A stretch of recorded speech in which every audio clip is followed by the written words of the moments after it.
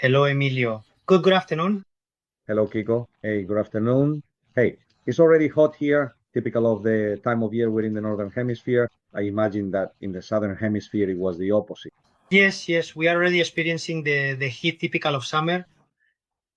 Well, let's begin the second part, which is already the end of this season of the 2024-2025 course, titled, Of Course There is Life After Death. How do we care for the dying? What are near-death experiences? What does the transition after death consist of? What is heaven or the plane of light? What kind of connection can we have with those who have passed on? What is reincarnation? Thank you very much, Emilio. Well, thank you very much, Kiko. As we were saying, we're about to experience the solstice, depending on where we are, either the summer solstice or the winter solstice. Here in Andalusia, we will experience the summer solstice at 2 in the morning tomorrow, Friday. So now we're entering the heart of summer, and in any case, always welcoming the cycles of nature as they deserve with gratitude and a willingness to experience them in good spirits, bringing out the best in ourselves. We've received many insightful comments, thoughtful questions, and valuable contributions regarding the comprehensive content of this important monthly gathering. I was telling Kiko that by far, by a wide margin in the entire history of these online monthly gatherings, this one has had the highest number of questions. Let's put it that way. That means two things. On the one hand, it means that we're going to extend the response time. We won't be in this session for 2 hours, but for 2.5 hours. Speaking in Spanish time, since we're starting at 7 p.m., we'll be here until 9:30 p.m. to try to address as many questions as possible. For those of you for whom this extended time doesn't fit your schedule, well, you already know that you'll receive the video tomorrow along with the content of the questions. You'll receive it tomorrow so that you can calmly watch it on demand whenever you find it convenient. But as a courtesy to the many people who have sent in questions about this topic, we're going to try to extend the session as much as possible and see how many we can answer. That being said, and also due to the very high number of important questions related to the content of this particular meeting, it will unfortunately be impossible for us to address any questions on topics that are not strictly related to this monthly gathering. We've received questions ranging from whether God needs praise and recognition to what the Gnostic movement is, questions about the figure of Christ, about gene therapies, about the statement that what you believe is what you create, about the role in life and existence of involutive beings, and other topics that, I repeat, are not directly related to the content of this monthly meeting and that we will not be able to address.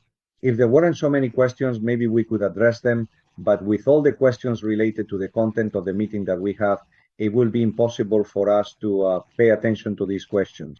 Specifically, there are nine questions that we won't be able to address based on the topics I just mentioned. Likewise, there are many questions about the soul. It's understandable since when we reach the plane of light, we've already mentioned that the soul in the final stage of heaven of the Deva-chan is preparing to reincarnate. But from there are quite a few questions, specifically 12, that already focus on the soul's own evolution, on what the soul is, on how the soul evolves, on how the soul gains self-awareness about reincarnations, about how long the soul keeps reincarnating. And these, my friends, while they are topics of great interest, of course, they also go beyond the scope of this particular monthly meeting. Furthermore, regarding these questions, which I repeat, are 12, we have an advantage. And that is that we have already done a monographic, a special session on the soul and the spirit in these monthly meetings. Specifically, it was in February 2023 when we held a monthly meeting titled, What is the Soul? What is the Spirit? Learn to recognize your higher self. In the content of that session, all questions related to what the soul is, how it evolves, how it reincarnates, until when it reincarnates, and so on, are answered. What I'm going to do is include in the text you'll receive tomorrow the link to Kiko's Corner, where you can access this monthly meeting in which the soul, along with the spirit, are discussed as the sole topic, and which took place, as I mentioned, in February 2023. Nevertheless, out of the 12 questions, I have chosen two that in some way are related to some of the other 12. That is to say, there are two topics, so to speak, that come up most frequently among the 12 questions. And even if only briefly, I'm going to on, even though it's also a matter that only touches tangentially on the content of this meeting. Nevertheless, I will answer these two questions, which also serve as a common thread for some of the other 12. I repeat right away. Specifically, the first of these two questions that we are going to answer regarding the soul, let's call it, that says the following. From this friend, is it possible to deviate from your soul's plan? If it is, how can you realize it and redirect yourself toward your soul's plan?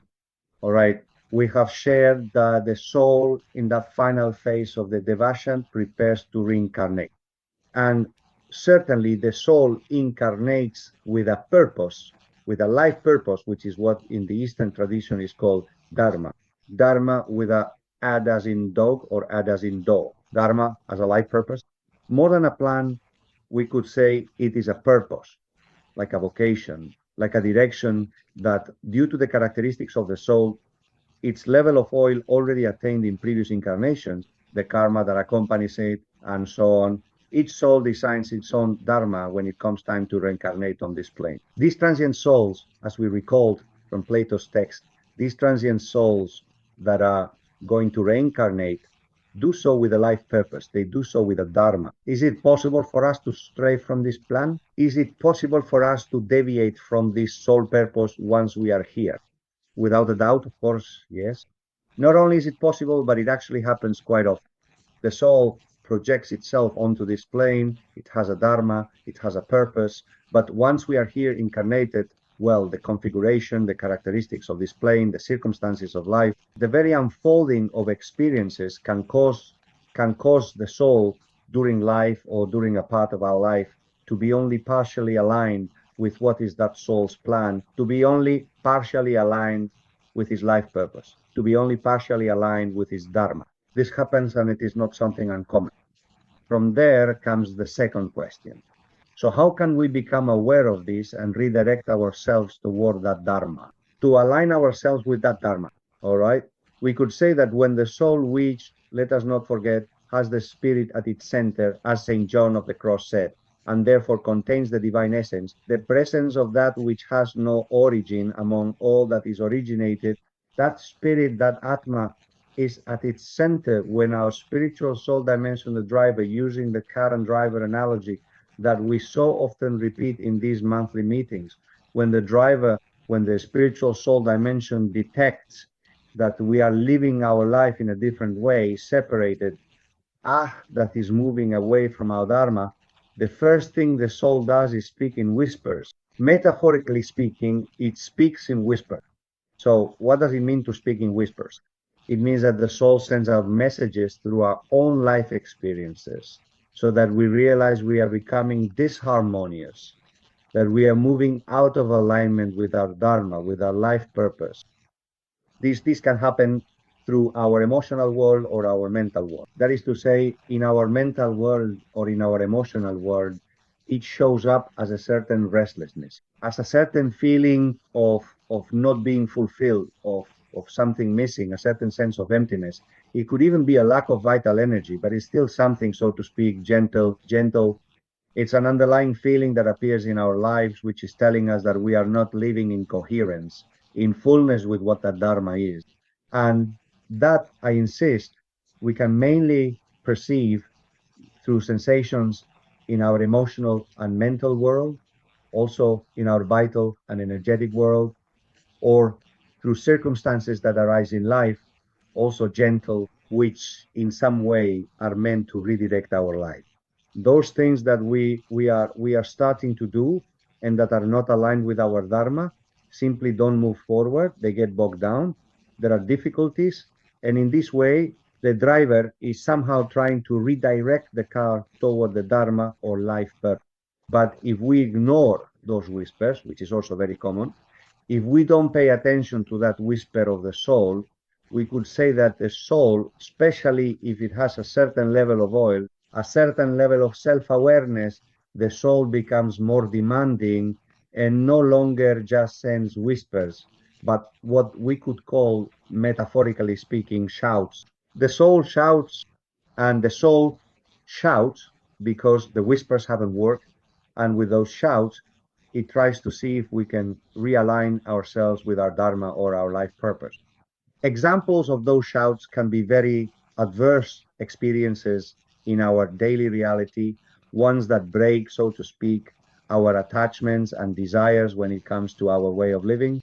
But it is also very common, and this brings us back to the emotional and mental world, that these shouts of the soul manifest in situations where a person finds themselves, where a person enters into, involving huge drops in mood, depressive and semi-depressive states, and even falling into addictions.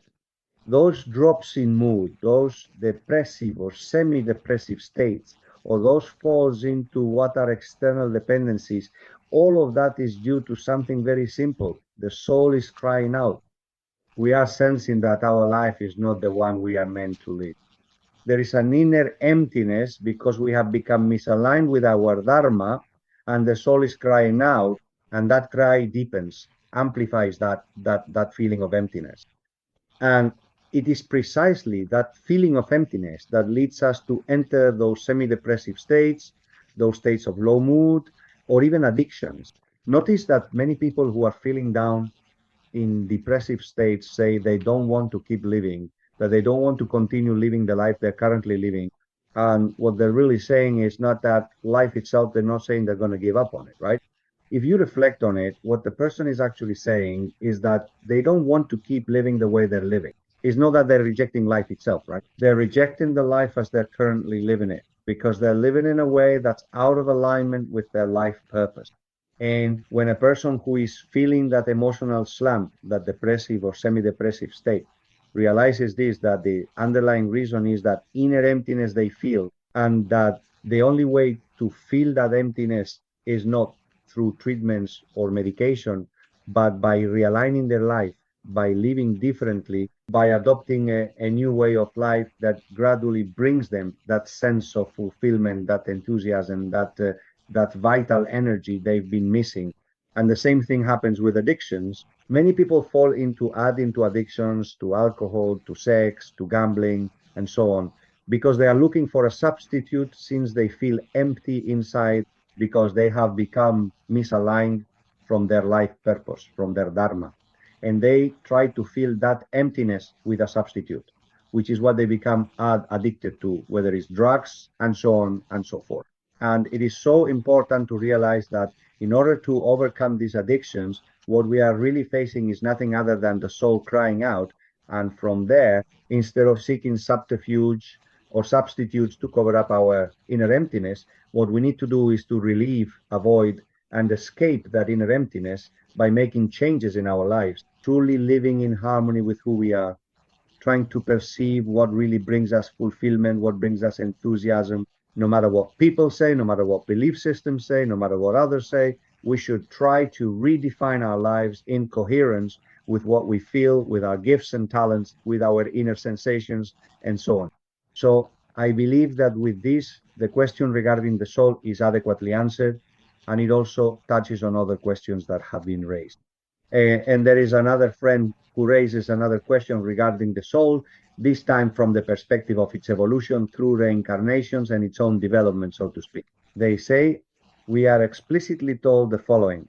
My primary concern is truly about what is precisely meant by the concept of enlightenment. It's like finishing the cycle of life. This is what I found about Buddha. Buddha's enlightenment, also known as Bodhi, refers to the moment when Siddhartha Gautama attained full understanding of the truth and freed himself from the cycle of suffering, samsara, thus becoming the Buddha. This profoundly crucial event in Buddhism not only marks Siddhartha's personal spiritual enlightenment, but also fundamentally laid the very foundation for his teachings on liberation from suffering and the diligent pursuit of inner peace. All right, regarding this significant reflection, I'd like to share the following thoughts, friends.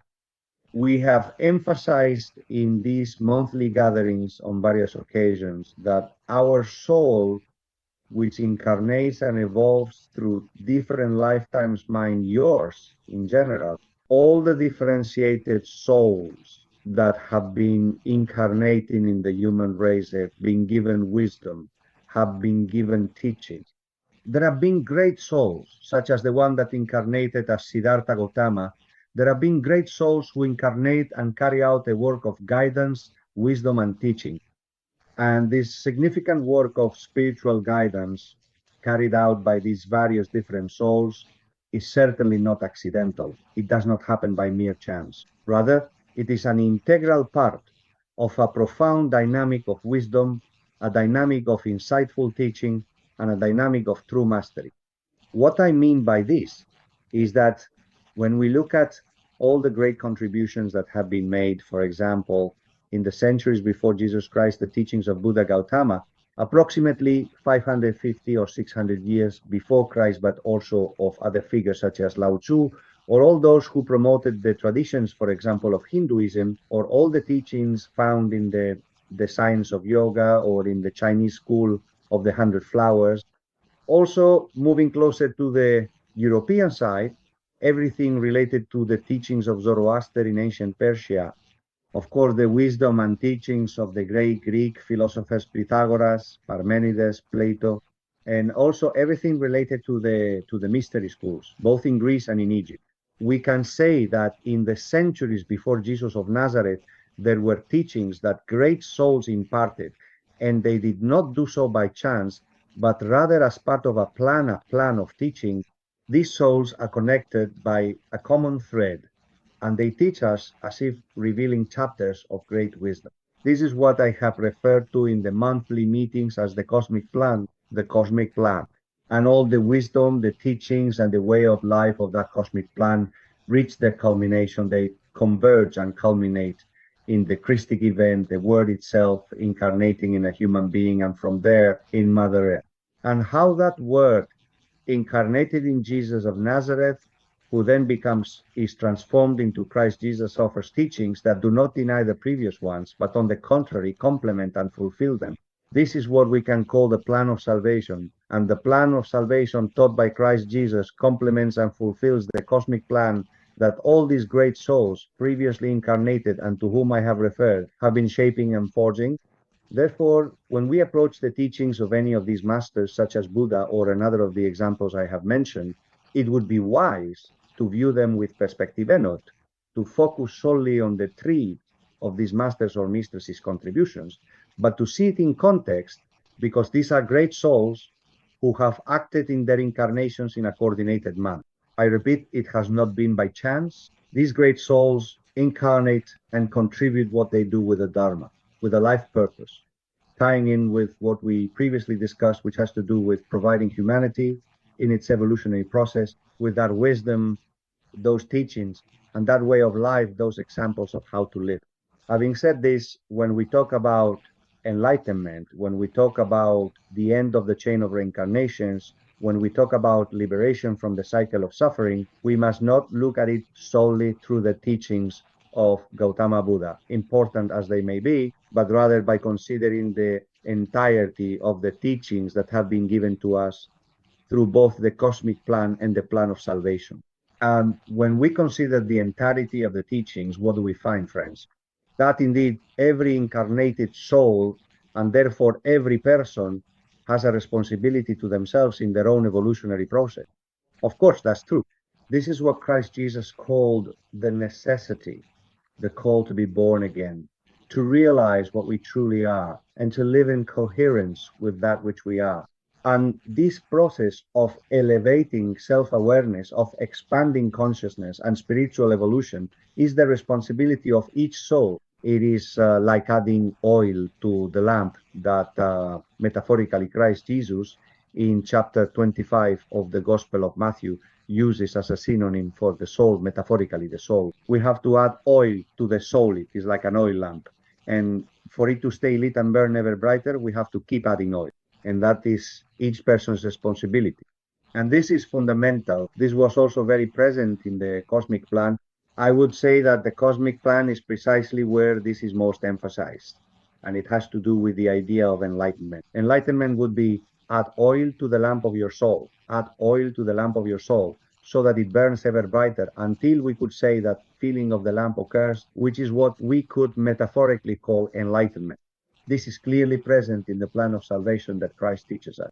Christ does not reject, on the contrary, he embraces what these great souls before him have proposed and brings it to completion. And in Christ's teachings, the culmination clearly shows us that indeed there is an individual evolution of the soul, which is a fundamental responsibility, that being born again, to which Christ himself calls us. But be careful, for soul is not alone.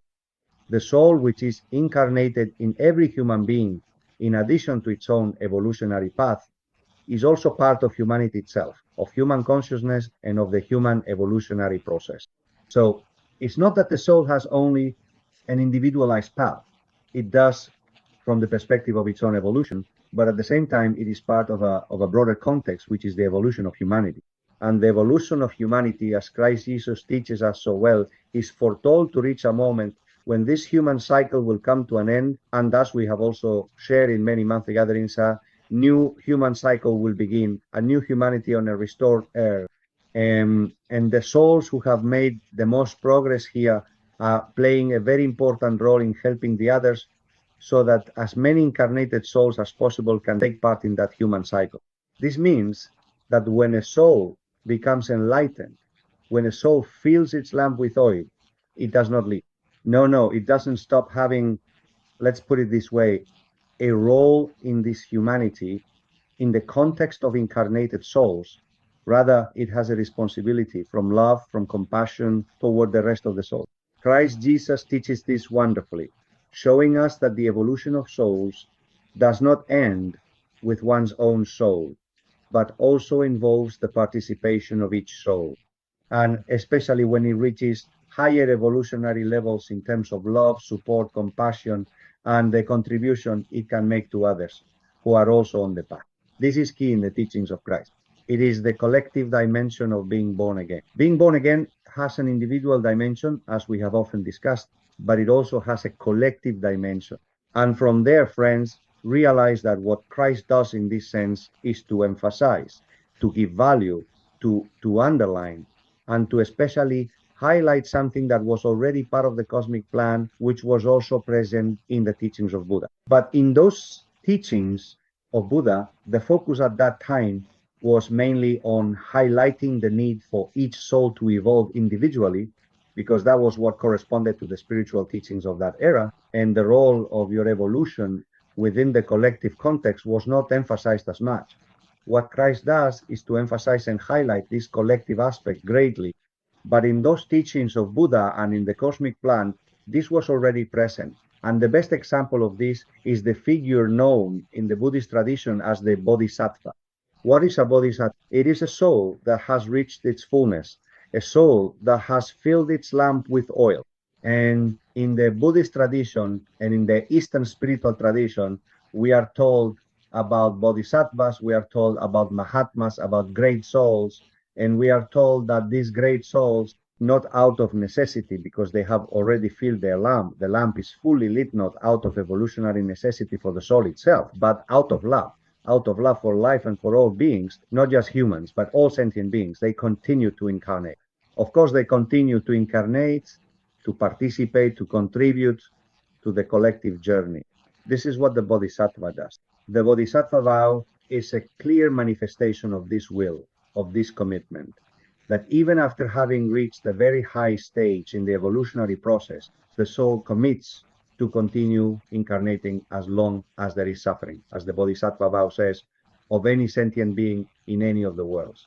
As long as there is suffering of any sentient being in any of the worlds, with the teachings of the plan of salvation, with the teachings of Christ, which culminate the teachings of the cosmic plan, this becomes perfectly clear, because it is made absolutely clear to us what the human cycles are and how we are called to participate in that new humanity. And the souls that are ahead, so to speak, have a responsibility to support, to be present, so that the greatest number of souls can effectively participate in that new humanity on the new earth, which will be the sixth humanity within the overall human cycle. And there will even be a seventh humanity, as we have shared in these monthly meetings, in order to reach the fullness of the process. And in the meantime, some souls will have reached the highest point, while others will be halfway there. But we do not live in quotation marks, because we are not talking here about quote unquote individual adventures. The personality's perspective is that of the car. The strictly individual perspective is that of the car, not the driver. Notice that that which has no origin is the origin of everything that is originated, and it is present and immanent in everything that is originated. And why is it present and immanent in everything that is originated? So that divinity may become present, not in a latent way, but in a manifest way in everything that is originated.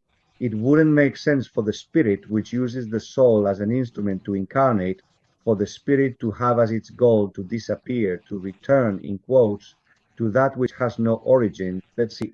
If that which has no origin, which is the origin of everything that is originated, is present in everything that is originated, now that it is present in everything that is originated, the goal is not to disappear, so to speak, to go back again, to bounce back. No, the goal is not to bounce back. The goal is one of fulfillment.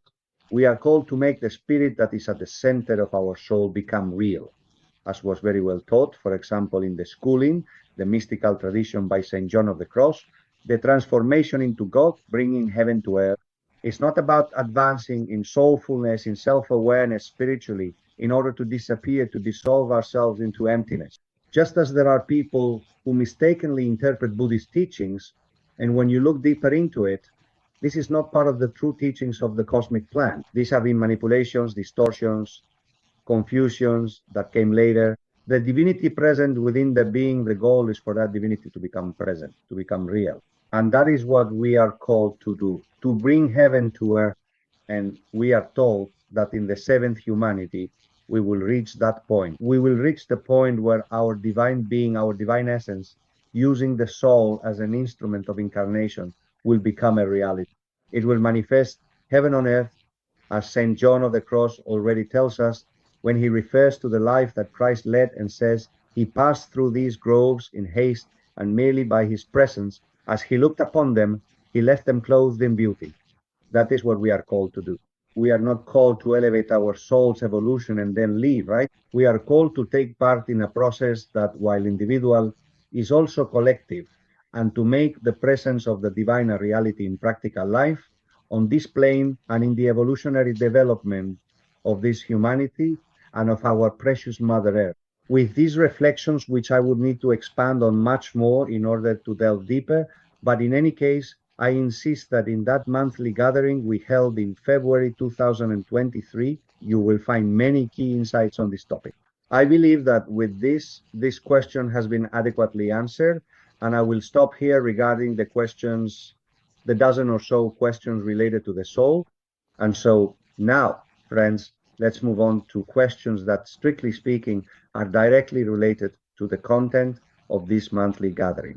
And as always, you'll see it tomorrow in the text. There is, as usual, a final section for experiences and sharing. Specifically, we have 3 experiences or sharings that you have sent us, and which you will find in the text. As always, these are very generous experiences from the people who have shared them with us, and one of them has even composed a beautiful poem, as you'll have the chance to see, which you will also receive tomorrow in the text.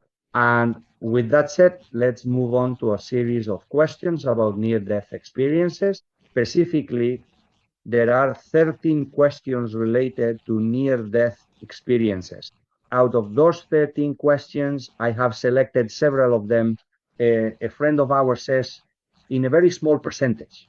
Sorry. Why do NDEs occur? Is it because we need to know what lies beyond, or because it is part of the soul's plan for the evolution of his life experience in this incarnation? When we talk about everything related to death, about life beyond death, it's very important for me to remind you of something I always like to share. I present for your consideration a series of reflections or a set of hypotheses. I do not claim to possess the truth. I offer these considerations for your reflection, and I leave them to your discernment and common sense. Certainly, the reflections I share did not just occur to me out of the blue. They have to do not only with my own life and conscious experience, which of course is part of it, but also with everything I have been able to learn and understand from other people, and certainly with the teachings we have on this subject in the cosmic plan and the plan of salvation, which I mentioned earlier just a moment ago. That is what I submit for your consideration. This applies not only to what we are about to discuss now, which is near-death experiences, but also to everything we've been talking about regarding so-called death and life beyond death. Well, in that sense, I understand that near-death experiences are not necessarily something that is already set in the Dharma, nor are they predetermined in our life purpose, but rather that our soul makes that decision within the context of our journey here once we are incarnated.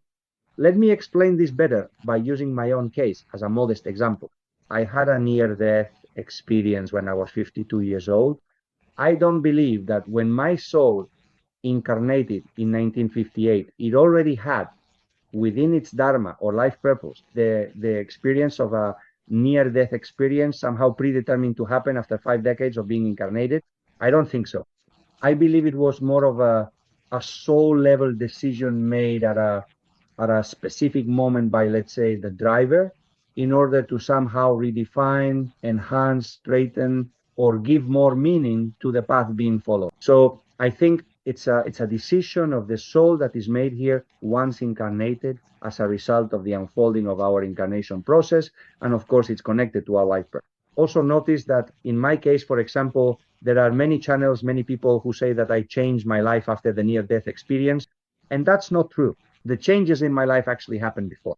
They started in the year 2000, gradually increased, and I cut ties with almost everything, beginning a completely different way of life, much more connected to consciousness and spirituality around the end of 2009 and the beginning of 2010. And as it happens, my near-death experience was in November 2010. So it's not that the NDE marked a before and after in my life. Obviously, it had a significant influence, but it's not what led me to live differently. My own evolution and my own soul had already led me to live in a different way before that. And the NDE appears in a way as a complement, as a catalyst, as some adjustments that clearly I have received as a blessing and as a gift. But ultimately, I don't believe that NDEs are part of the soul's life purpose. Rather, they have to do with the adjustments the soul itself makes here once incarnated. Another person tells us in a very small percentage of near-death experiences, unpleasant experiences occur that distress those who have gone through them. Is there any way to avoid this kind of experience? Well, there is in the book I published in 2015 titled The Passage, Life Beyond Life and Near-Death Experiences, I present the results of a study conducted in the United States by the Dalu Corporation on people who had NDEs. And it is said that the vast majority, remember the near-death experience very vividly with very specific details, and also as something wonderful, something that has brought them a lot of peace, a lot of harmony, has helped them overcome fears in their lives and so on. That is, the majority of the responses given by those surveyed in this demographic study by the Dalu Corporation. But the study also tells us that there is a 4% for whom this is not the case.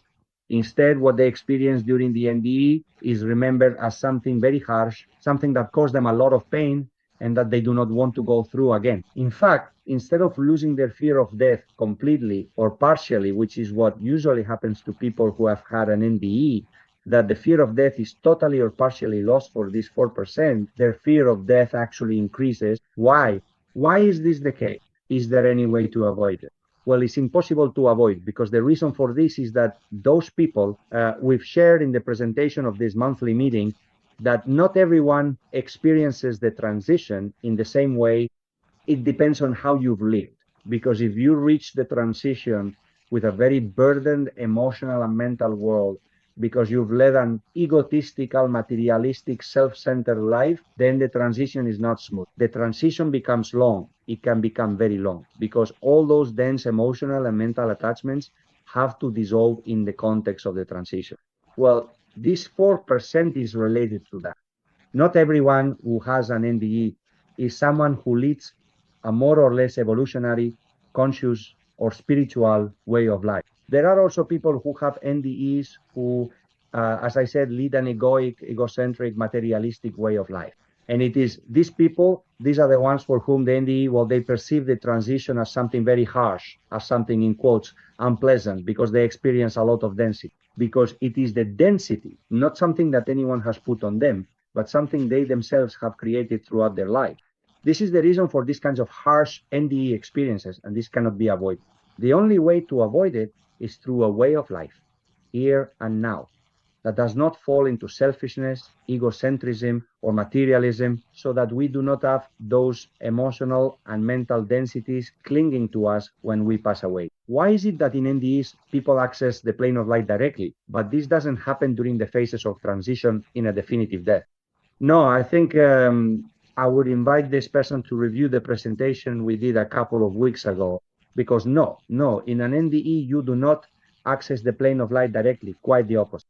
Most NDEs involve experiencing the transition, and only a few, not the majority, actually reach the plane of light. I think this regarding the soldier heir, for example, the near-death experience of the Armenian soldier heir, whom Plato and Socrates talk about in the Republic, I think this was made perfectly clear. So to this person or to any friends who have this doubt, I encourage you to review the content about NDEs that we already covered 2 weeks ago. I understand that NDEs occur when the soul is in what is called the transition. So if they haven't yet crossed into the plane of light, how is it possible to know about the existence of those other planes, those heavens? Indeed, as this person says, most NDEs take place during the transition. But be aware, there are also those that reach the plane of light, and those that reach the plane of light have given us a lot of information. For example, the one given to us by the soldier heir, as recounted by Plato, shows that we have a lot of information about the transition, much of it from near-death experiences, and we also have information about the plane of light, not as much, but still, thanks to near-death experiences. From here, there is a friend who sends us some questions that are developed in a long text. I'm going to read it quickly. Last month, I met someone who told me about their ND ether near-death experience. They didn't enter the tunnel of light, but being dressed in white, wearing Hebrew-style clothing, appeared to them and told them they had to return with the same mission, to feed some animals every day, which they have been doing ever since. According to this being, he wasn't the one who decided whether they had to return. He was simply relaying the order he had received. Upon returning to his body, after being dead for a period of time which the doctors didn't want to specify, but it seems it was quite a while, he had to relearn how to speak. He has lost his fear of death, and if someone told him he would die in an hour, he would be at peace with it. He used to interact with more people, but now he interacts with very few. What caught my attention was that he came across two doors that were supposed to be closed. Behind one of them, he felt that his loved ones were waiting for him, and behind the other, he heard noises and screams, mind you, like nothing he had ever heard before. Could it be Tartarus? And regarding the silver cord that doesn't break during the NDE, is that a way of referring to the soul's continued projection onto the human plane? If so, in what other dimensions does the angelic, anti-angelic, etc. projection persist? Well, as far as this monthly meeting is concerned, and given the many questions raised by this friend, I'd like to share the following with everyone. Near-death experiences follow a kind of protocol, so to speak, that is similar, but then each one also has its own characteristics, depending precisely on each soul, depending on the life that has been lived before having the near-death experience. So, although there are similarities, there are also unique features to each ND. And here, I am grateful that such a concrete and powerful experience has been shared with us. One that, as we mentioned before, leads the person who lived it to lose their fear of death. As for whether in some way during the transition we might be connected to Tartarus, the answer is no. No. Tartarus is the underworld. Tartarus belongs to the plane we are on right now, but at a denser frequency level. Metaphorically speaking, it's as if we were standing on it. It is the underworld that spiritual traditions and transcendent philosophical schools have spoken to us about the underworld belongs to this plane, but it is like a denser subplane that serves as the space where involutive spiritual beings exist. The fallen angels we have discussed in other monthly meetings. That is their space, that is their home. And from there, they make their presence known in order to interfere in the plane where we human beings live. And when we die, we go to another level of this plane because it also belongs to this plane in the sense that heaven, Devachan, is not another dimension. It belongs to this plane, it belongs to this dimension, but it is of a higher vibration. So it is not possible that if we are here incarnated and upon dying, we somehow do this, we would come into contact with Tartarus, which is lower down.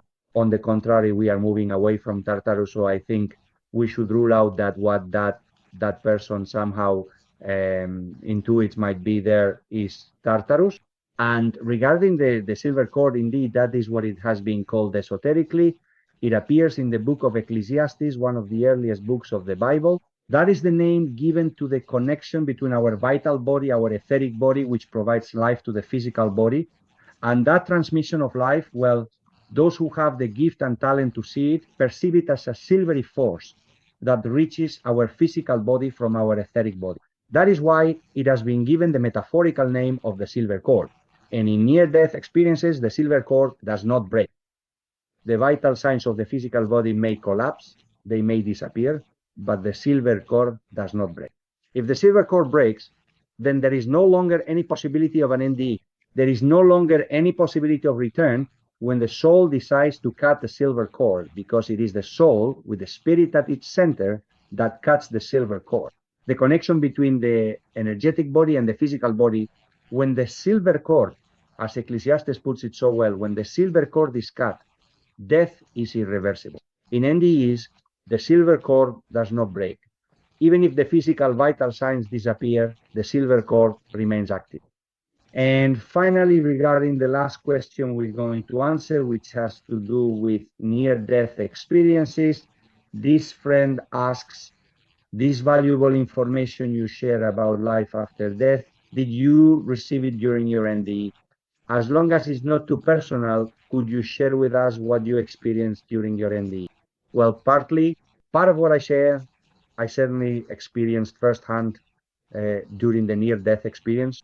Other things I've learned in the years following the NDE, because obviously when someone receives the blessing of having a near-death experience, they lose their fear of death and develop a spiritual and conscious interest in that event we call death. Just imagine this happened in 2010, and now it's 2025. This November, it will have been 15 years. And in those 15 years, I've obviously gained a lot of first-hand knowledge, building a foundation through the study of various traditions, and all of this, modestly and surely, with many mistakes, I offer to you in this monthly gathering.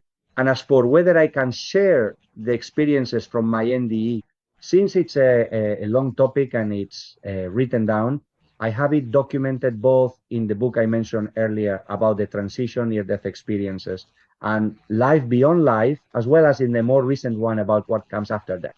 What I will do, friends, is take the text from one of these books and add it as an appendix to the text you will receive tomorrow.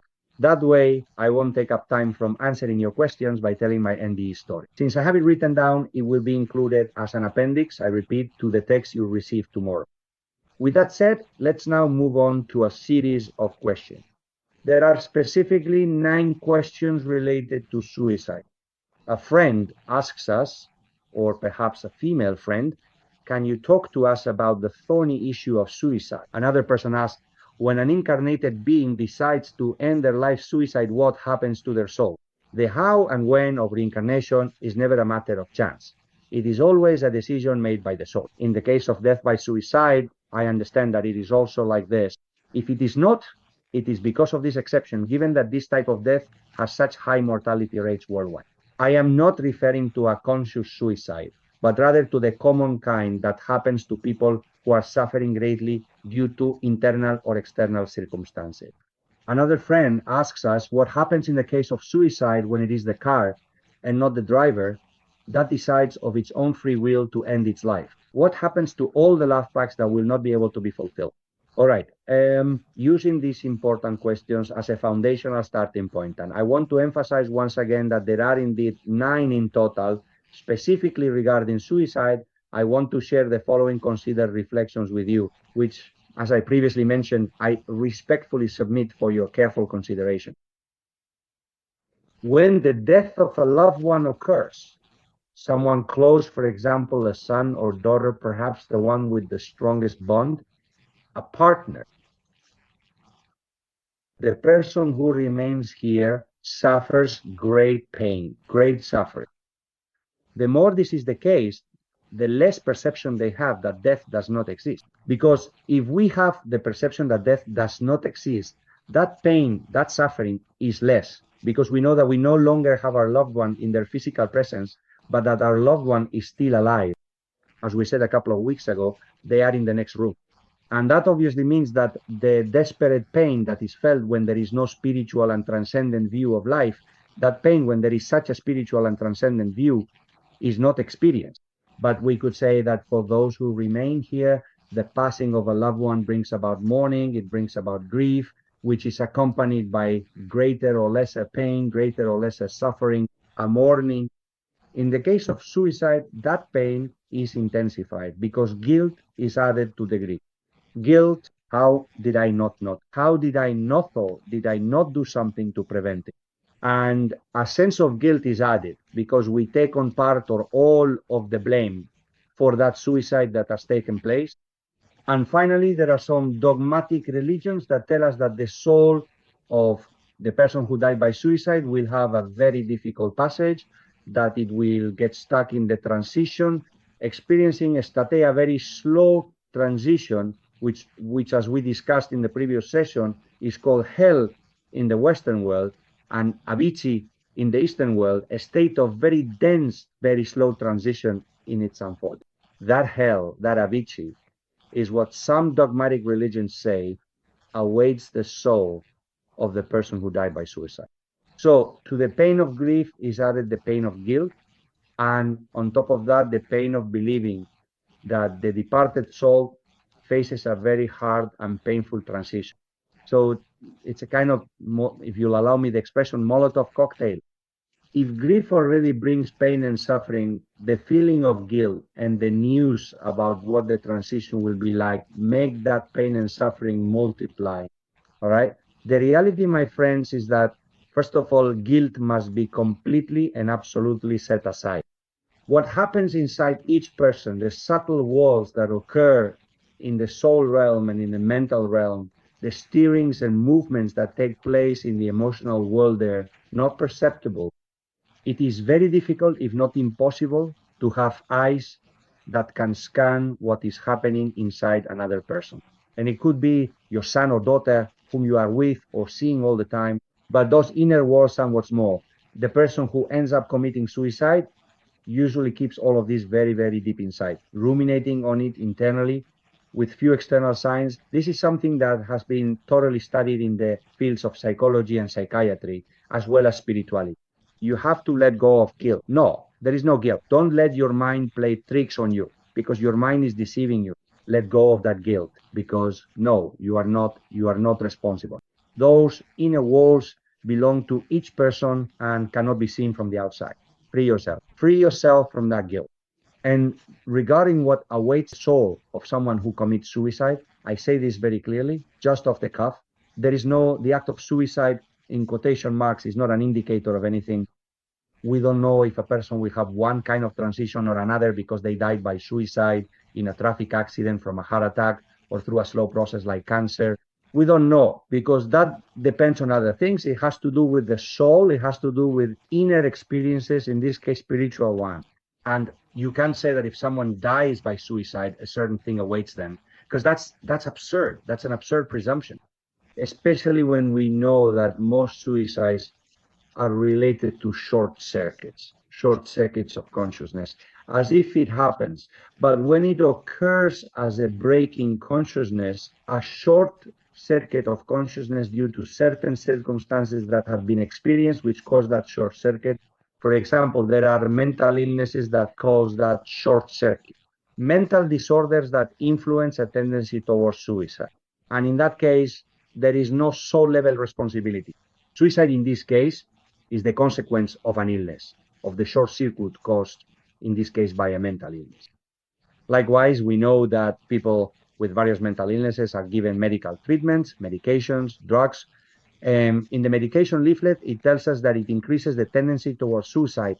And the psychiatrist explains to me that he still prescribes that medication because the probability of that suicidal tendency actually occurring is very small, while he estimates that the probability of the drug benefiting the person is very high. So he has to make a professional decision and chooses to prescribe the drug.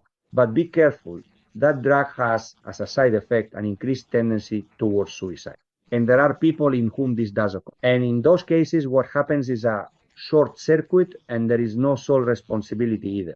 But also, friends, there are brave souls. And with this, I think I will bring these reflections on suicide to a close, because what I'm about to share is quite striking. And it also builds on many of the foundations we've been laying about many things, including the soul in these monthly gatherings. Let's see. Sometimes the soul takes on very intense experiences in order to evolve. Dark nights that come in many forms. The types are very diverse. Very intense dark nights. Why does the soul choose those dark nights? So as not to remain trapped in entertainment, in distraction, so as not to be caught in the comfort zone, so as not to fall into lukewarmness. These are souls that do not want to fall into lukewarmness. That which the book of Revelation or Apocalypse tells us. The lukewarm I will spit out of my mouth. We are not here for our soul to live incarnated in its comfort zone with nothing happening, distracted, entertained, living in our existential life. There are souls, yes, that fall into that. They are the lukewarm souls. But there are brave souls, souls that incarnated here want to squeeze the most out of this life in terms of oil, evolution, expansion of consciousness, and they take on tough experience. We are told from the wisdom of the cosmic plan, and it has been taught to us since then, that when a soul chooses an experience, it is because it can handle it. No soul chooses an experience it cannot handle. But the teachings of the cosmic plan also tell us that there are exceptions. That is to say, there are souls who, by choosing Dark Night Sun, this is wonderful for breaking out of lukewarmness and for making the most of this life, in terms of consciousness, choose experiences of dark nights that nevertheless they are not able to endure. The general rule is that they can endure them, but there is a realm of exception. We don't know the percentage, but there is a realm of exception where the experience overwhelms you, where the experience is too much for you. And when the experience overwhelms you, what happens? A short circuit. The experience of the dark night has overwhelmed you. An emotional and mental short circuit occurs, and then suicide. And allow me to say the following. Let's think about the arrival of that soul to the plane of light, the transition and the plane of light. A brave soul, a soul that has not fallen into lukewarmness, a soul that has set itself the experience of a dark night in order to extract oil from this human experience, to squeeze the juice out of this human experience. But once immersed in that experience, the experience became too much, and that short circuit occurred, which is suicide. How do you think that soul will be received on the plane of light? The other souls that are there, the angelic and light realms, how do you think they will receive it? Metaphorically speaking, as I like to say, with booze or with applause? With booze or with applause? Definitely not with booze.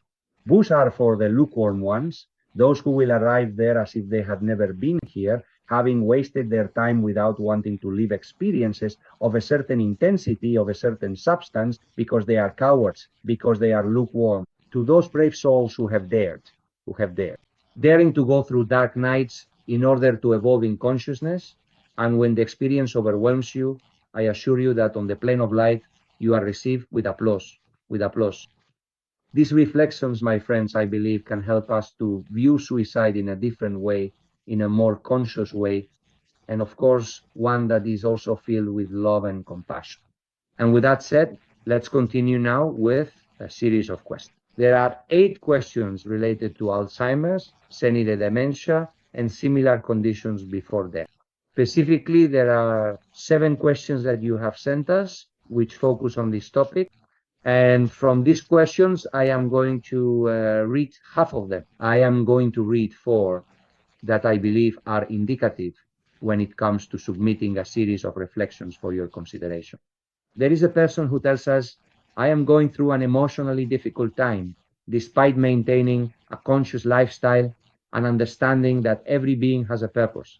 Lately, I have been accompanying my mother in a nursing home, and like her, I have been surrounded by many people with Alzheimer's, and it deeply affects me to see their increasing dependence and the apparent emptiness in their days, as if they were simply waiting for the end. Another friend says to us, what happens spiritually to those people when their mind and body deteriorate so deeply, but their soul is still present?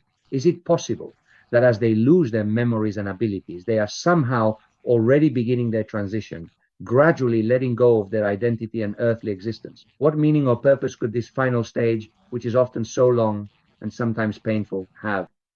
Another friend tells us, a few months ago, our family went through an experience where someone fell into a coma and ended up in a permanent vegetative state, but still retained some level of consciousness. The immediate family decided to disconnect them. For my part, I have nothing but respect. And I wonder, what is the most appropriate thing to do in these circumstances if the person did not express their wishes beforehand? And above all, how does this affect the soul of that person and the souls of those involved in making this decision? And finally, the fourth question I have selected from those that have been asked on this topic. In the case of my elderly mother, who is very cognitively impaired and suffering because she does not want to be in the nursing home, is it possible to do something to induce or encourage her soul to allow her body to pass away?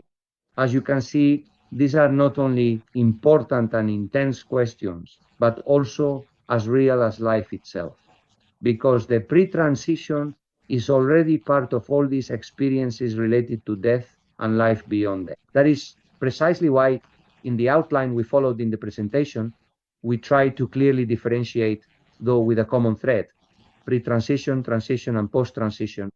All right, following along with what we've read and other questions that I won't read aloud, but which are similar to the ones I have read. First of all, conventional medicine is very inclined to keep the body alive when it's as if the soul already wants to live. But medically, a series of protocols are applied to keep the body alive. It's as if unconsciously medicine is being used to hold back what should be a natural fluid process. The conditions are present in the car for the soul to disincarnate, but then the car is given, we could say, an over attention, not just attention, but an over attention that keeps it alive, when in reality, if that over attention weren't given, the car would stop functioning. In that sense, wisdom and awareness lead us not to give the dying person that over attention. Obviously, medical staff, healthcare personnel are right to provide medical care. But be careful, it's important to distinguish between attention applied with common sense and over attention.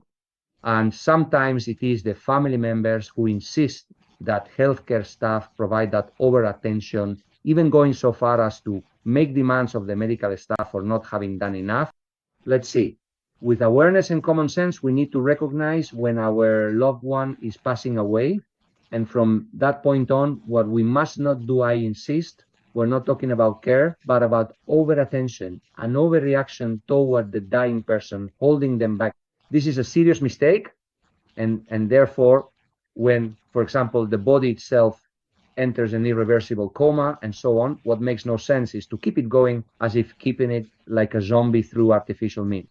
It makes no sense at all. In this regard, I do recommend that we make use of, because in many countries, there is the tool of a living will.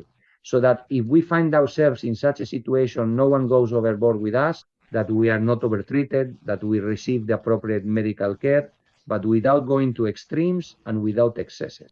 I think the difference between normal medical care and the overtreatment or overacting is clear, and we should avoid the latter. We should avoid it in relation to our loved ones, and obviously also in relation to ourselves. And in that sense, the living will in a number of countries is a tool, or at least it can be of some help when we reach that point.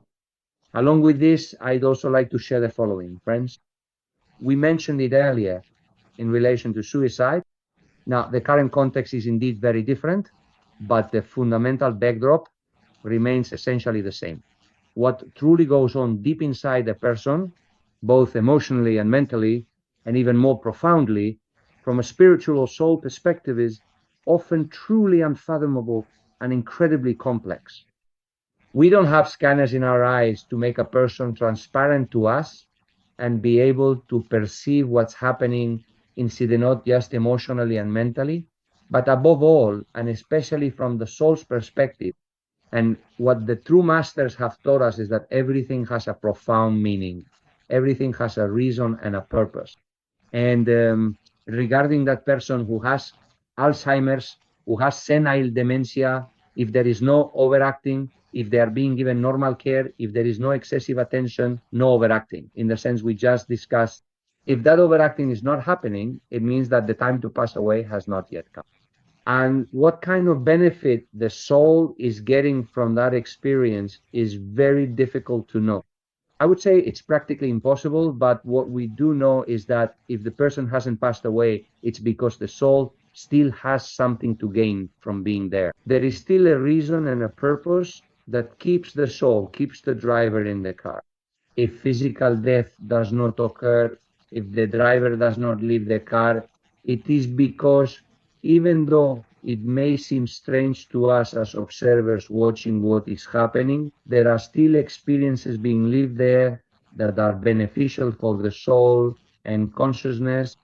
And this is something we must not forget, so that we can look at people who are going through this difficult experience, Alzheimer's, senile dementia, with different eyes. Look at it with different eyes. There is an incarnated soul there, and for whatever reason, that soul has not yet decided to disincarnate.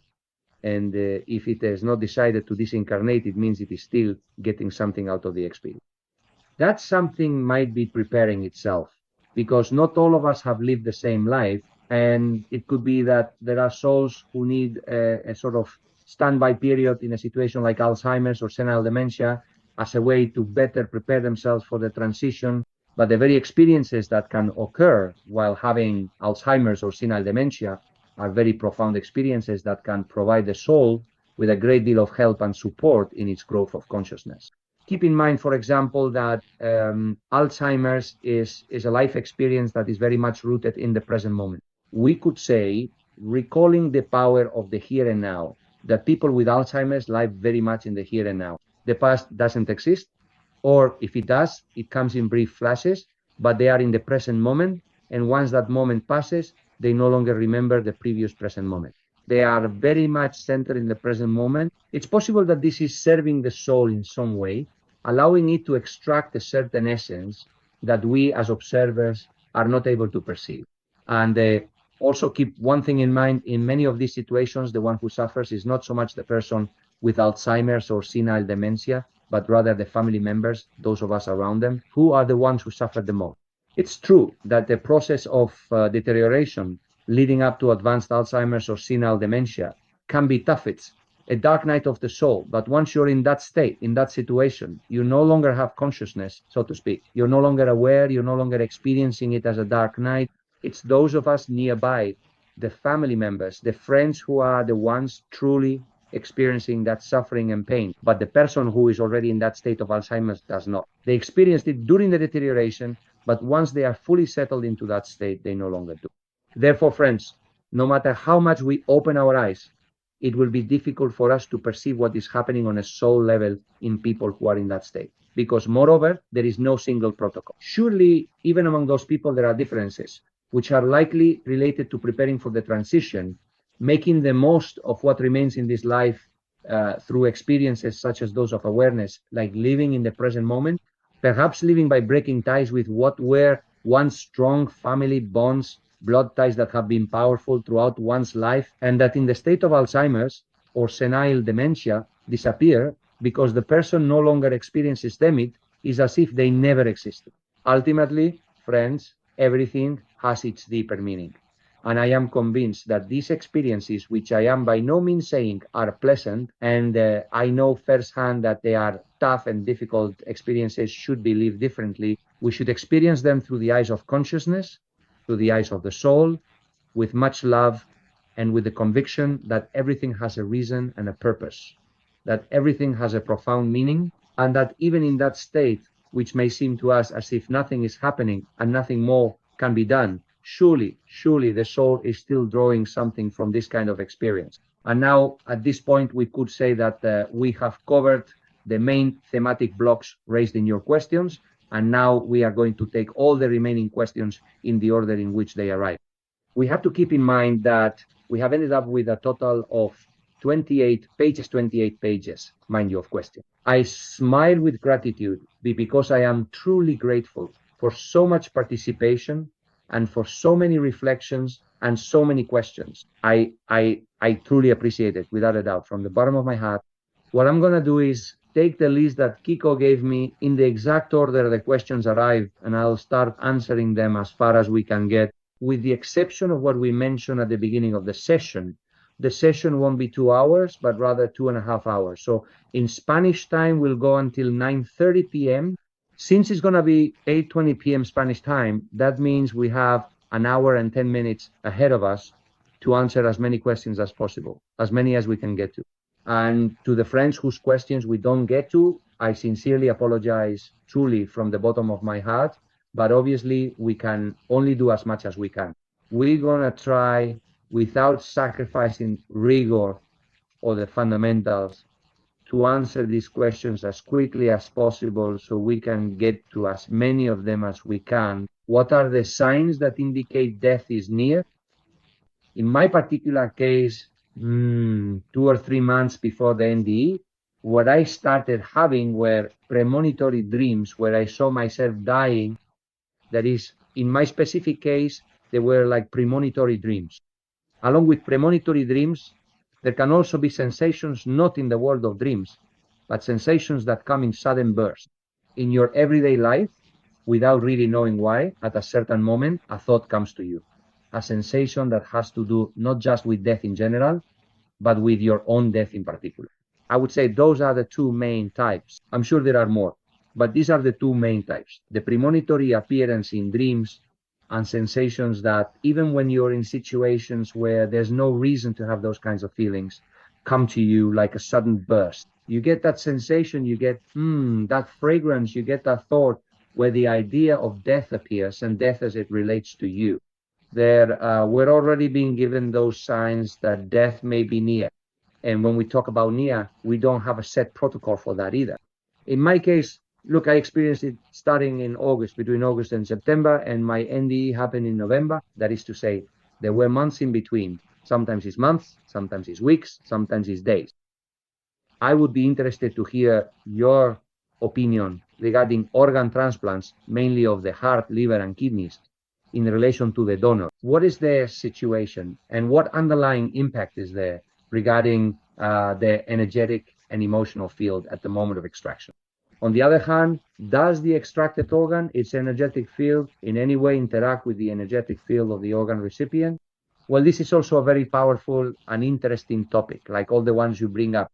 When we talk about donations and the implications this may have on consciousness, indeed, as the question very accurately points out, we have to consider, on one hand, the donor, and on the other, the recipient, the one who donates and the one who receives.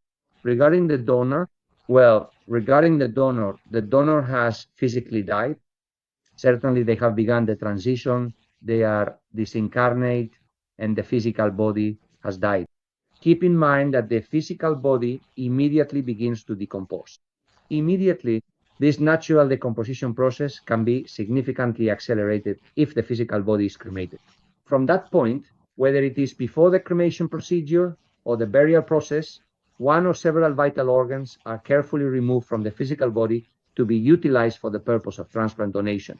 In my humble and considered opinion, this particular action does not affect the consciousness or the spiritual essence in any discernible way whatsoever. I don't believe there is any negative impact on the disincarnate person due to the fact that their physical body has died. I really don't think so, honestly. The physical body, in fact, is no longer the place. When we die, the driver leaves the car, and even if there are still some emotional and mental residues, the physical body has been left behind for good, and the etheric body is also left behind and dissolves within 48 to 72 hours. Therefore, my perception to tell this friend is that, in my view, there is no negative implication for the donor in spiritual or consciousness terms when it comes to donating. On the contrary, it may even have a positive impact from the perspective that it is a conscious act you choose to do while alive. Before dying, you consciously decide in life to donate your organs, and this is clearly an act of love, an act that carries a significant vibration. Therefore, I do not see any negative context for the donor. And for the person who receives the donated organ, well, in this case, there is also no negative spiritual or conscious repercussion. What does occur, however, is a dysfunction of the etheric body, my friend. In fact, transplants today are already a success compared to the past. I mean, liver transplants, heart transplants, and of course, kidney transplants, they are a success compared to what happened some years ago. I have friends who, after receiving kidney transplants, even liver transplants, have been living for many years. And this is important, this is wonderful news, but there's something important. They have to be taking anti-rejection medication because there is something in the body that rejects the organ that comes from outside. And I think this is easy to understand from a consciousness perspective. As you already know, we've shared this on several occasions. The physical body has beneath it the etheric or energetic body. We've said on some occasions that the etheric or energetic body is like the mat of a puzzle, and the physical body is like the puzzle pieces that are placed on top of the mat. Once we've placed all the pieces, we see the pieces, the physical body, but underneath is the mat, which is the etheric body. We could say that a transplant consists of removing a piece from your physical body because it's damaged or diseased, and bringing in a piece from another puzzle, that is your own kidney piece that is damaged, is removed by medical means, and a donated organ, a donated kidney, is put in its place. And that is place where the defective kidney that was removed used to be. Where does that donated kidney come from? From another puzzle. It doesn't belong to this puzzle. It comes from another puzzle. And the piece fits perfectly in the spot we've made for it. We've removed the kidney and put in a kidney. It fits perfectly. What's more, the kidney or the transplanted organ usually has compatibility. In other words, there are usually compatibility studies done, whether for family reasons or ultimately because medical science has studied this thoroughly, so that there is a kind of compatibility to ensure that your body will better accept the organ that is being donated to you. And finally, the kidney is placed in the same spot where the deceased one was removed. And that's the end of the problem. Nothing should happen, but it does. What happens? The mat does not recognize the organ that comes from outside. No matter how compatible it is, no matter if it comes from a family member, the mat does not recognize the kidney that has been put in place of the original one. It doesn't recognize it, and the etheric body naturally rejects it. That's why anti-rejection medication is necessary. So from the point of view of the person receiving the donation spiritually and consciously, there is no implication. But from the energetic physical perspective, this situation does occur. The etheric body, not recognizing the organ as part of the genuine puzzle, tends to reject it. This is something that medicine, through medication, has managed to temper quite considerably. Let's continue. If death never happens by chance, taking care of your health doesn't extend your life, and therefore medical negligence doesn't exist either. This is also a very interesting issue. Let's see. Consciousness is always related to common sense, and we've talked about suicide, haven't we? And I think we've provided a series of reflections that can help us frame suicide, kind of suicide that's most often discussed. Now then, this question gives me the opportunity to invite you to reflect on the following. Be careful, because there are other types of suicide that are not instantaneous and not sudden, but rather have to do with a negligent way of living. A way of living where we do not maintain healthy habits. On the contrary, We are caught up in a tangle when it comes to our diet, our daily lives surrounded by electromagnetic waves, and we don't even take the most basic care again. I insist of our nutrition, nor do we take the most basic care of our bodies by avoiding a sedentary lifestyle. We could say to a certain extent, and I know this is somewhat provocative, so take it in quotation marks, and as a provocation, it may be that this person or these people are slowly committing suicide, but not as a metaphorical short circuit, but as a true suicide.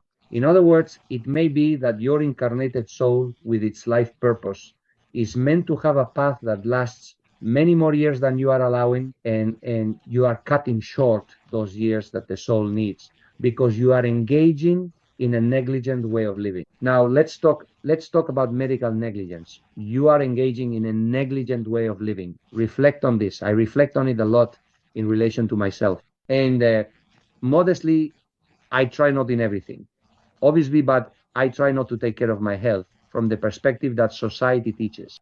Not truly taking care of your health with your diet, your lifestyle, your daily habits, and so on. Not with the goal of living longer, but with the goal of living the amount of time that the driver I am incarnated in this car is meant to have. And not to hinder that path with quasi-suicidal behaviors, because due to a lack of common sense and awareness, I am negatively affecting the natural course that the car would have, and I am shortening it through my negligent actions. I think that's clear, right? So please, let's not put obstacles in the way. Let's not hinder the lifespan that our car is naturally meant to have in its connection with the soul. Because sometimes, if we don't take care of our health, if we don't adopt a lifestyle practice, which I insist isn't about what others say, but about our relationship with ourselves, a healthy way of living. If we don't do this, we are, in a way, carelessly and therefore unconsciously cutting short the normal life cycle that our soul in the car needs and for which the car itself is designed. But we are making it harder with our lack of awareness. Regarding the issue of medical negligence, well, medical negligence falls, depending on the circumstances, somewhere between homicide and involuntary manslaughter. It's rare that we're dealing with murder, but we are dealing with an external action, whether it's medical negligence or someone running a stop signal, it doesn't matter. And also, when someone kills another person by running a stop sign, they're committing homicide. They're committing something that maybe can be called murder. Anyway, we won't get into legal terminology, but obviously, through your negligence, you are taking another person's life. I believe, and I submit this for your consideration, that the soul who suffers medical negligence is prepared. The soul that suffers that attack, whether it's due to medical negligence while driving, or a murder, for whatever reason, I believe that soul is prepared to go through that experience and that it draws conscious benefit from it. The soul that endures it, and of course, the soul that commits it, the soul that is negligent, that carries out that voluntary or involuntary homicide, that murder, well, obviously for that soul, beyond what the legal system or the law might say, from the perspective that interests us, my friends, that soul has accumulated a great deal of karma, a karma that almost certainly will not be able to be managed in this lifetime, and that will accompany the sulas we have already discussed on various occasions. In that meeting in February 2023, we delved deeply into this. It will carry a karma, a heaviness that will undoubtedly present itself to the soul in its next incarnation. The souls that are in Avicii, can they end up being destroyed or perish? No, in principle, they cannot. Avicii is a state that here we would call extremely long in duration, but there is a specific moment when Avicii comes to an end. And certainly, and this is something I didn't share in the talk a couple of weeks ago, so I'll take this opportunity to mention it. Once the soul is in transit and in a state of Avicii, it has a lot of emotional and mental density. It's covered in a lot of tar. It's like a shell that the soul can manage to shed because it's so dense. Right. Throughout Avicii, during the prolonged transit, that shell, little by little, even if slowly, is meant to fall away. And finally, after however much time it takes, no matter how long, once the shell has dissolved, our spiritual soul dimension can reach the plane of light. But sometimes, as Esotericism says the shell is so hard that the soul cannot, it just can't get that shell to dissolve during the transit. And then, although it's very rare, it reincarnates again from the transit. It reincarnates again from the transit. The density is such that an Avicii cannot be eternal, in quote. The density is such that since it's impossible to reach the plane of light, the soul reincarnates to see if by reincarnating there's a chance that in the new life dynamic it will behave differently, and when it dies again it won't have so much density. What usually happens is that soul that reincarnates again from the transit from Avicii tends to be a soul with a low level of oil, and tends to be a soul that once it has reincarnated here engages in very dense behaviors, extremely dense, very egoistic, very egocentric, very violent, and so on.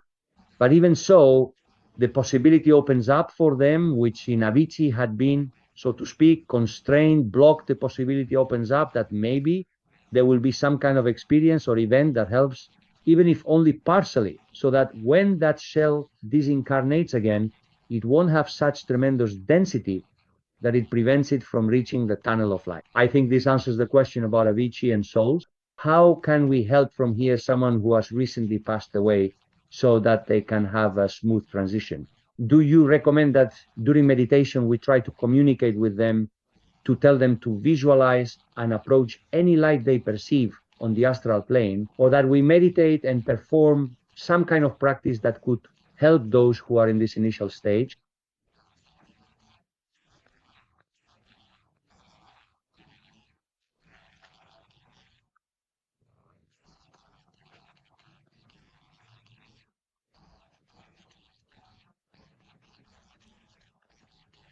How should we do it? It's very simple, extremely simple. It should obviously be done in a context of calm and serenity. Sit in an armchair like this, in a chair, on a sofa, lie down on the bed, whatever each person finds most suitable. But it is certainly important that we keep our back straight in order to stay centered. From there, we breathe consciously. We inhale, we exhale, we inhale, we exhale, 1, 2, 3 minutes. We notice that our breathing becomes calmer, slower, deeper.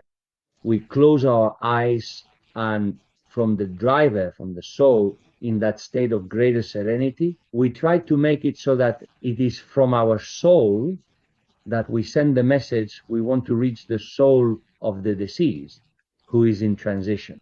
And the message itself is very simple.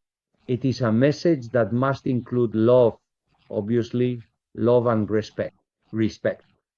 Even if we somehow sense that perhaps our loved one will not have a very smooth transition, so to speak, because of the way they live their life, even if we sense this, please, let us be very respectful.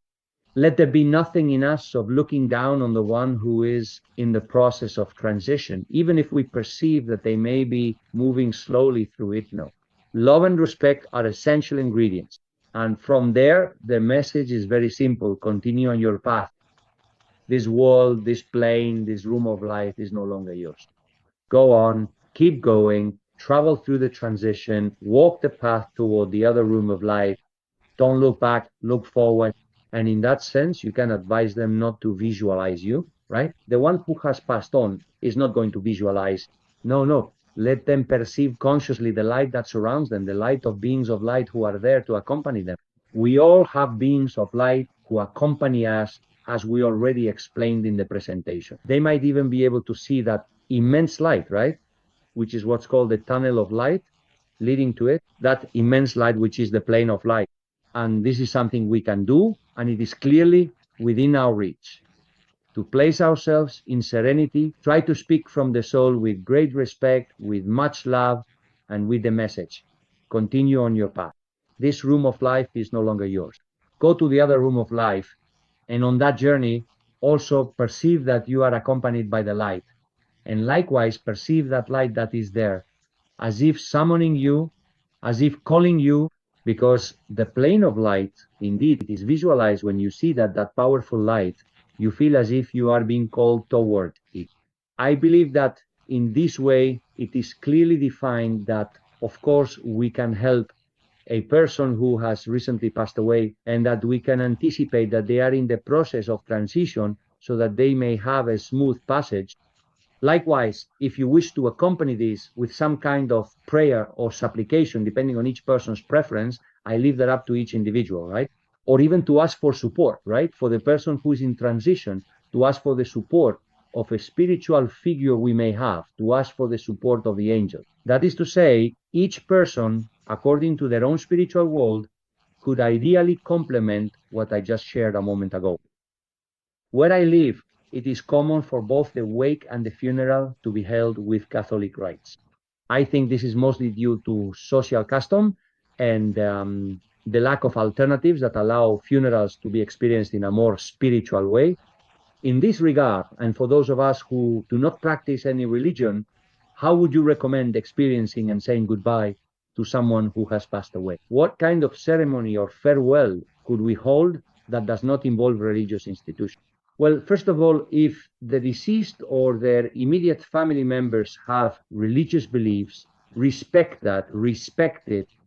What religions usually do in relation to the deceased is not wrong, I'll just leave it at that. It's not wrong, Usually it's quite superficial, but it doesn't do any harm. I think, if you'll allow me this colloquial expression, what religious denominations usually do regarding wakes, funerals, rituals, and ceremonies doesn't do any harm. Some things make more sense, others less. But in any case, it doesn't do any harm. So first of all, respect for the beliefs of the deceased, or respect for the beliefs of the relatives of the deceased. And what is it that we should do? Well, as we said in the previous question, my friend, what we said, to accompany the deceased. That is our role, regardless of respectfully participating in the ceremony or ritual that the family or whoever organizes. We, aside from that, should do, in connection with the soul of the deceased, what we just shared a moment ago in response to the previous question. Exactly that.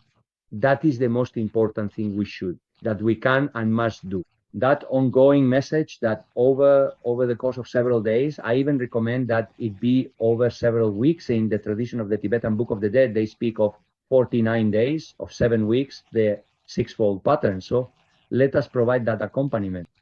I don't know if it needs to be every day, but from time to time, a couple of times a week, we should offer that accompaniment and send that soulful message in the terms I shared when we addressed the previous question. Is it healthy to be curious about what our parents or relatives are doing on the other side?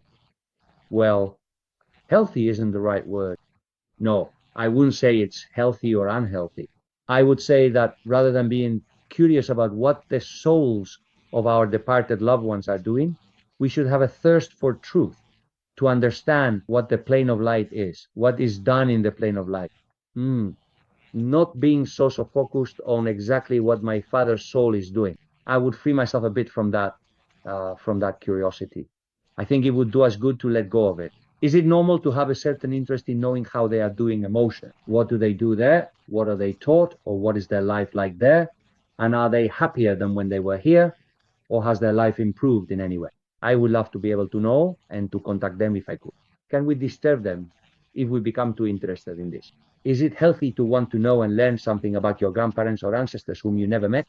Well, this last part is completely beyond the scope of this meeting. I can't go into detail about it, but I would say that when it comes to our departed loved ones, to souls, we should, especially if we already sense, as is the case here, that they are in the realm of light, let them be at peace.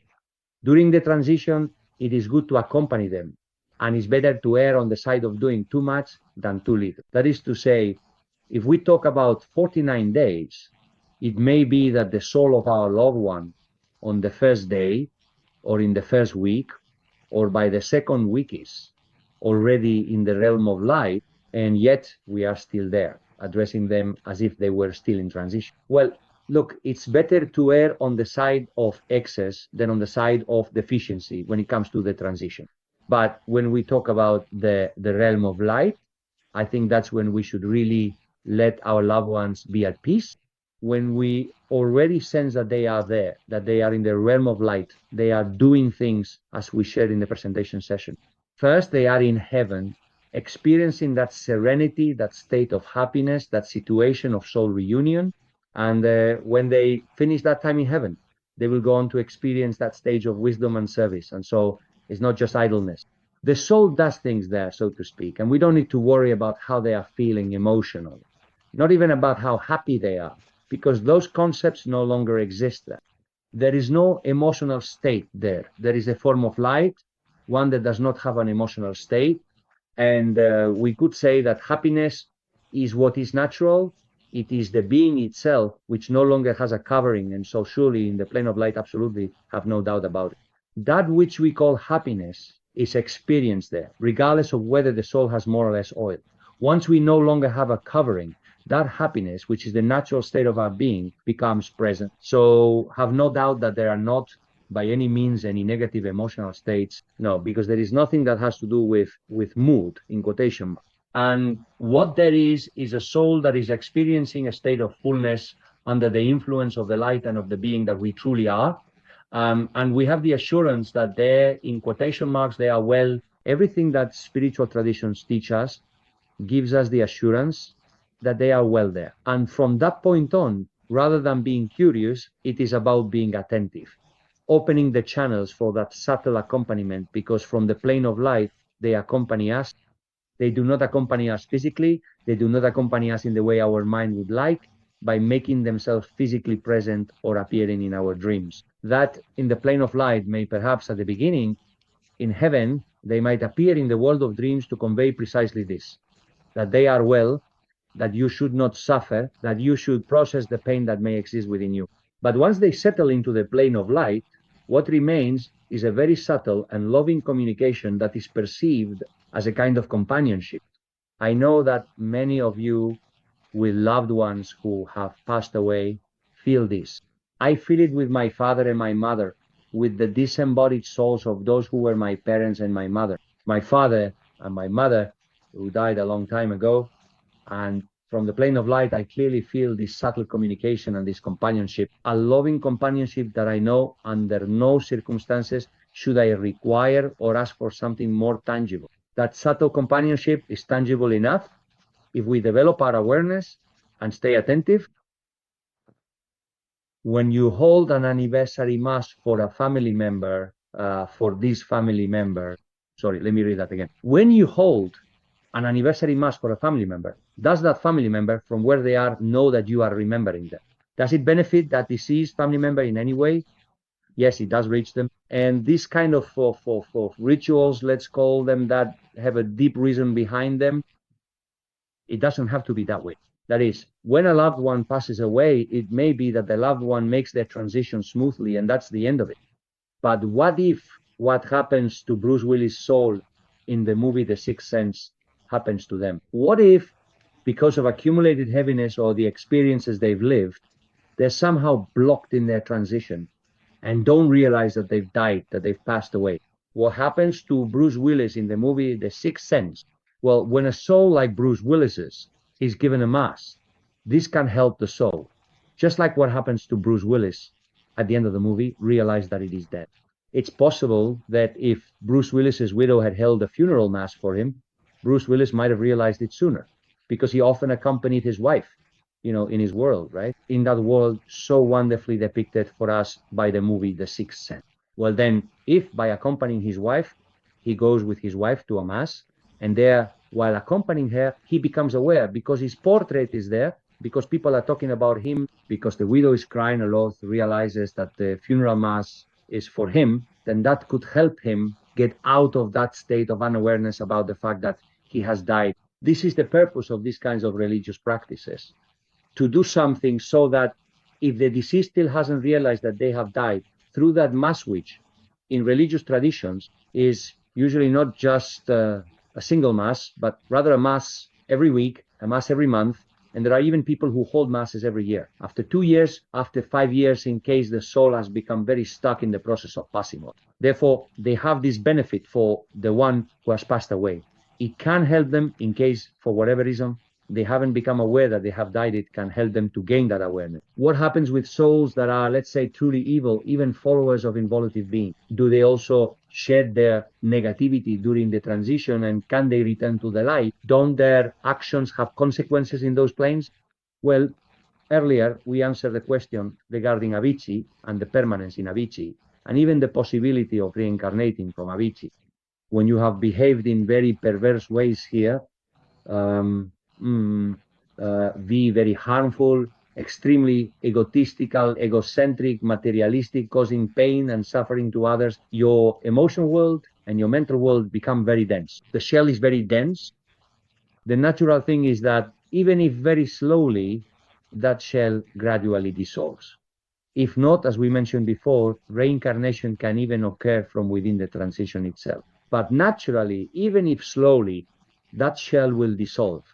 And at that moment, that soul, that spiritual dimension reaches the plane of light. And yes, it reaches the plane of light with everything that this implies and entails. The only issue is that this soul has not gotten any benefit from the life it has lived. That is to say, that soul in the plane of light will indeed have the direct experience of having wasted a life and of not having had a way of living that allowed it to extract oil. It has not shown anything so that in the plane of light it can harvest oil to pour into the lamp so that it may evolve in self-awareness. And not only that, but in addition to not having obtained oil for the lamp, it has also accumulated a great deal of karma for all that suffering, for all the pain it has caused. And from there, that soul from the plane of light reincarnates. Let's see if this time it takes advantage of the opportunity, makes the most of the incarnation, and moreover, in order to do so, it will have to deal with, it will be presented in the form of dark nights in different ways, and it will have to manage that karma accumulated in its previous life. Does the fact that a person is sedated at the end of life make the transition more difficult? No, not at all. Number? No, it doesn't have any effect. Consciousness is separate. And even if the physical body is sedated, the soul, with the attribute of consciousness, which is the fundamental attribute of the driver, for the purposes we're discussing here, this does not have any impact. It will not make the transition more difficult. When a loved one passes away and you feel their presence and they send you signs, from which stages of the transition do they do this? Even if some time has passed, is it possible that they keep making contact? All right. Normally, when we receive a sign from someone who has passed away, is usually because they are still in the transition. More time could have passed. More time may have passed since they passed away, but usually these signs come from the transition itself. And sometimes, as we mentioned a moment ago, it may be that at the beginning of the disincarnated soul stay in the plane of light, mainly through the world of dreams, they send us a sign that brings us calm and peace. Even though in the plane of light, these kinds of signs gradually disappear and fade away, because the soul must focus on what corresponds to it there.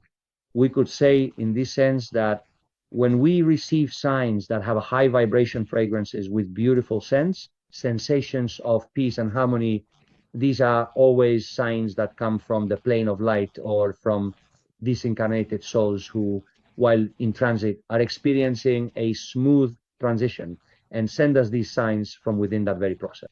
These are, I repeat, signs of high vibration, of harmony, of calm, of peace.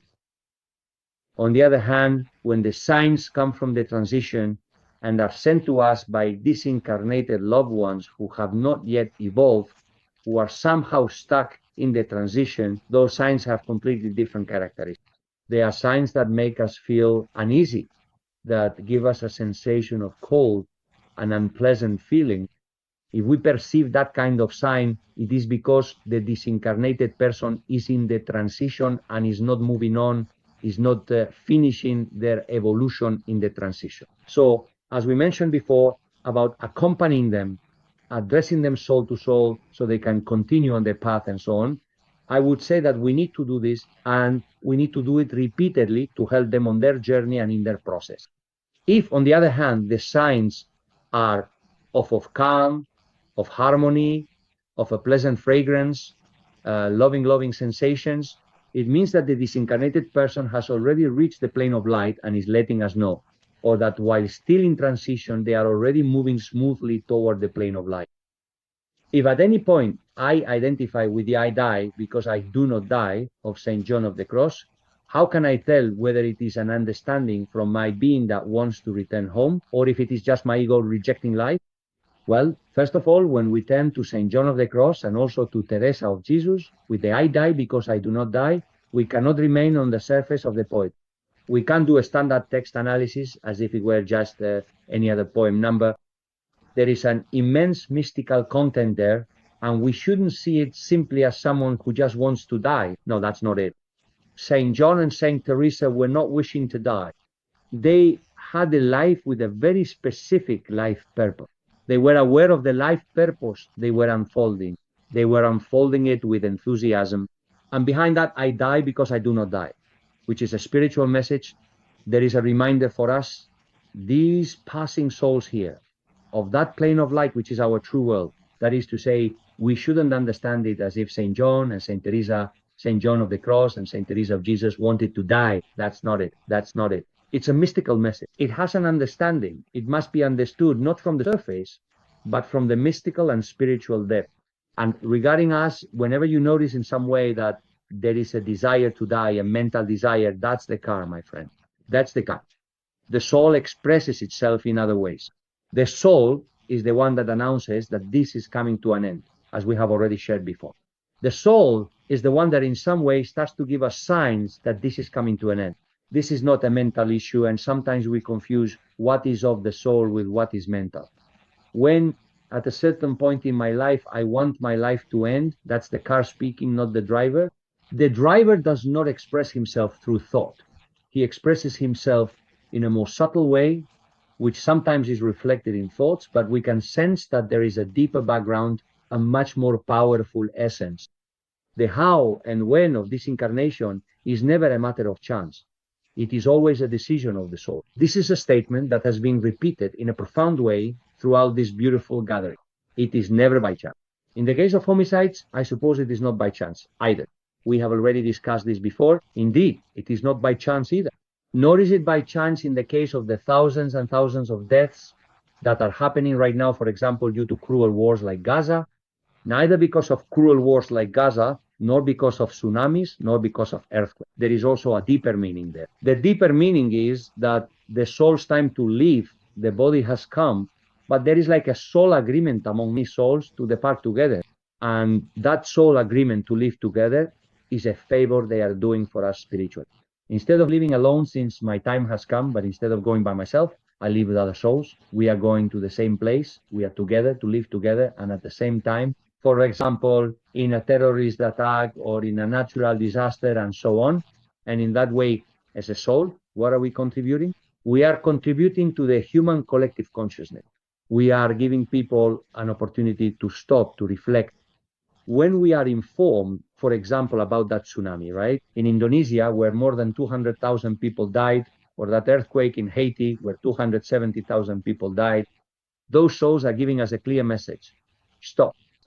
This cult of speed that we have, always rushing, only paying attention to the fleeting, the superficial.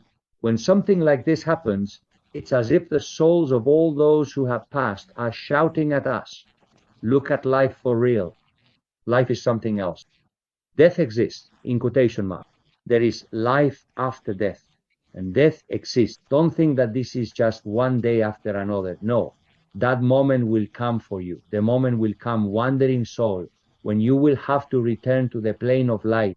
We could say that in these kinds of mass disincarnations, there is a very beautiful spiritual work of sending us flashes, signals to the rest of us to see if, at least for a moment, we stop this cult of speed that we are caught up in and devote some reflection to the truth of life, which undoubtedly includes death. Whether and when we disincarnate is something we bring with us before incarnating, or it is something the soul decides while incarnated. Normally, it is the soul that decides this in its journey when it is incarnated. It is a different matter when physical death is premature, when it happens very early. That is to say, with the age I am now, my soul, the moment I disincarnate, the how and the when, my soul will decide that in the process it is currently experiencing as life unfolds, it does not carry that within its dharma. It did not bring it along as part of its life purpose.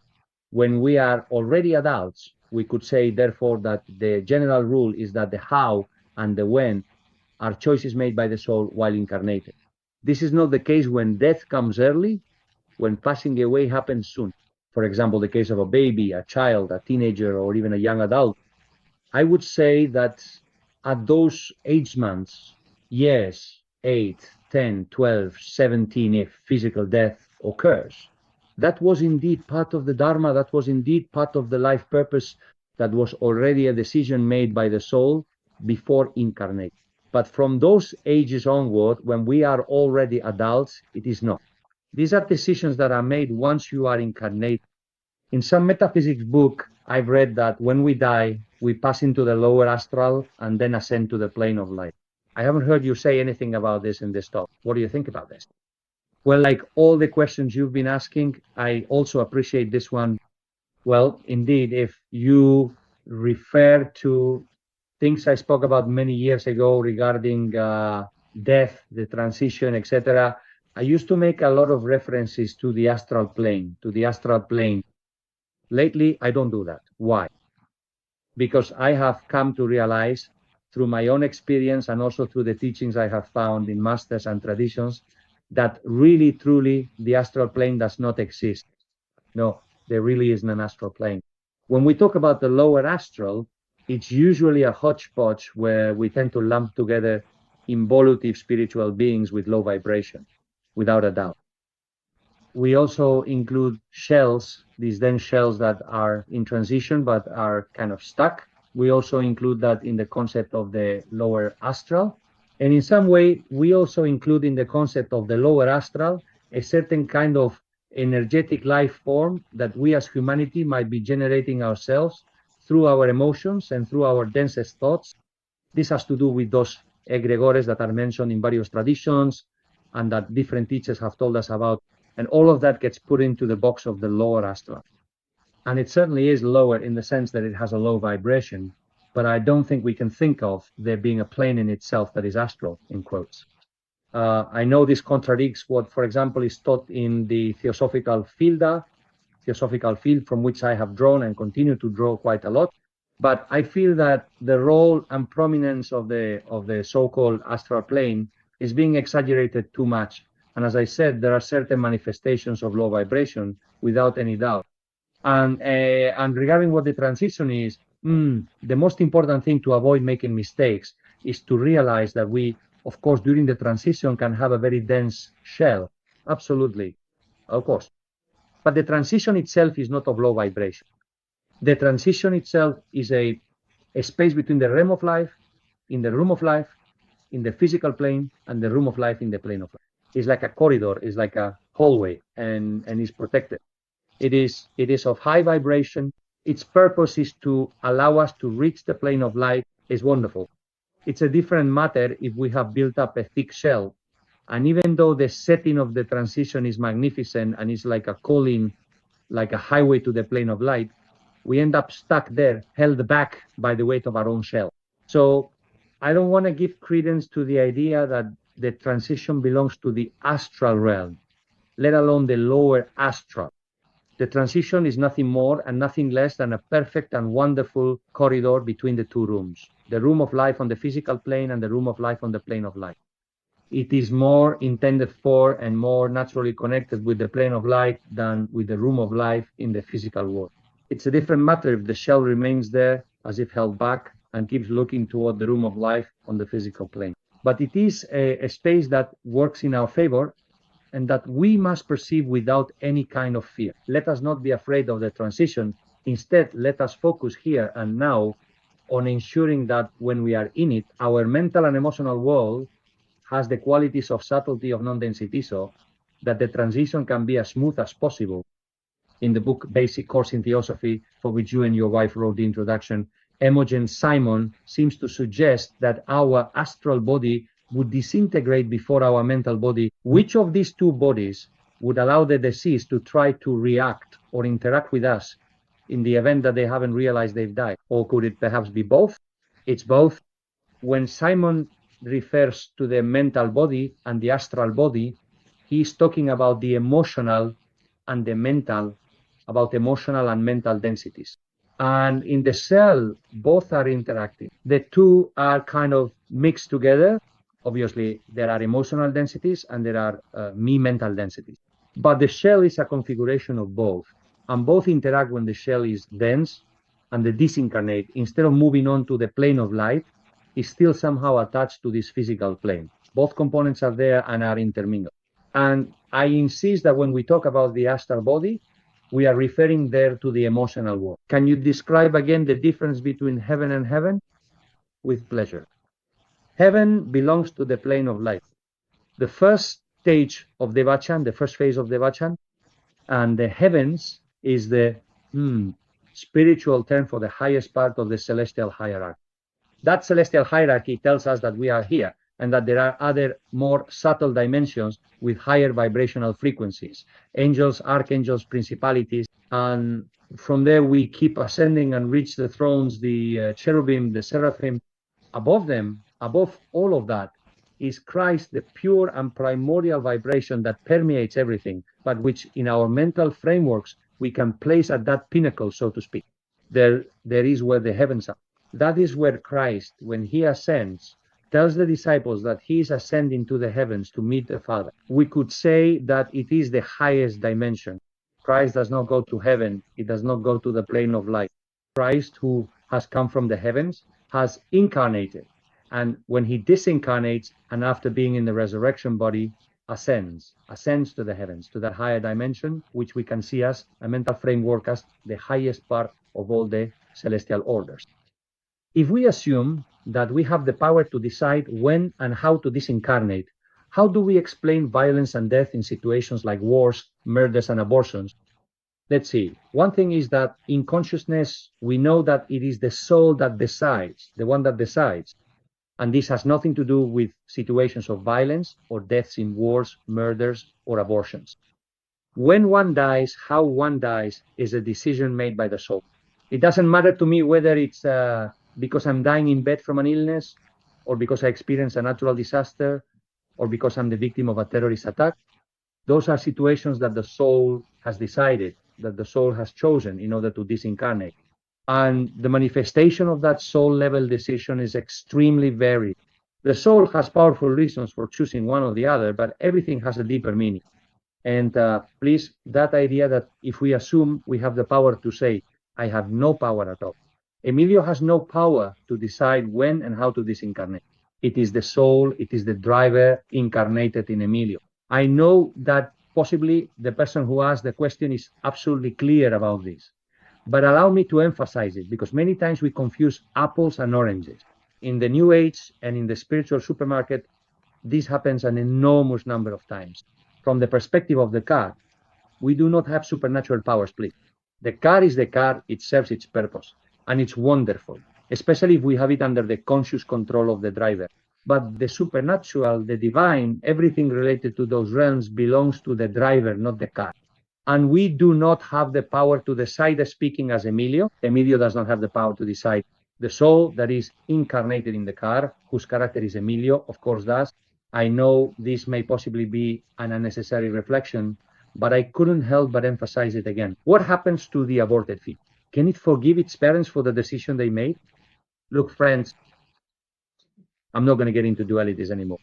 You know, they make no sense in the world of spirituality. About pro and anti, about pro whatever and anti whatever. When we talk about abortion, and there are many things we could discuss, I'm going to refer specifically to what is being asked, depending on the argument, in line with the question at hand. From the perspective of spirituality, others might accuse us of being pro-abortion or anti-abortion, but that's not it. It's not about being either pro-abortion or anti-abortion. It's about having a thirst for truth and trying to get closer, to glimpse what the truth is. And regarding this specific question, the soul that comes to this plane to die in an abortion, whether it's a spontaneous abortion or an induced one, it doesn't matter, that soul knew it. I've already said before that the purpose of life, the when and how we die when we are adults, we choose here. Our soul chooses it here in a dynamic process, but when death occurs at a very young age, let alone as a fetus, the soul brings that with it. That is something the soul knows perfectly well. The soul knows it is going to experience the abortion. And usually there is an act of love on the part of the soul. This neither justifies nor fails to justify the person who has the abortion. But from the soul's perspective, which is what interests us here, and in direct response to the question, the soul incarnated in the aborted fetus knew perfectly well that it was going to have that experience. And if it agreed to go through that experience, it is out of love. It's a different matter when it comes to the person who has the abortion. And I won't go into that here because we'd be getting into topics that are impossible to cover in this monthly meeting. I believe there are videos online where if you search for Emilio Carrillo and abortion, I think there are dedicated videos on these topics. Praying to help people who have passed away, does it help them? If so, how should one pray? Well, I think we answered that a little while ago when we talked about connecting with those who have passed away. Recently, I took a course on consciousness analysis, also known as regression therapy. We learned that at the moment of bodily death, a certain number of souls, for various reasons, can remain attached to the vibrational field of certain living people and choose not to follow their path toward the light. These are usually called lost souls. I haven't found any publication where you address this subject. I would like to ask your opinion on this matter. Well, I don't have an opinion on this subject because I have never come across this anywhere. Not in any tradition, not in any text, in other words, nothing that I know of from spiritual traditions, from teachers, male or female, and therefore with authority, says anything related to this. So allow me, with the utmost respect, to say that I do not give it any credibility. There are theories circulating about the idea that after death, during the transition, there are involutive beings, energetic parasites, whose mission is to deceive or confuse.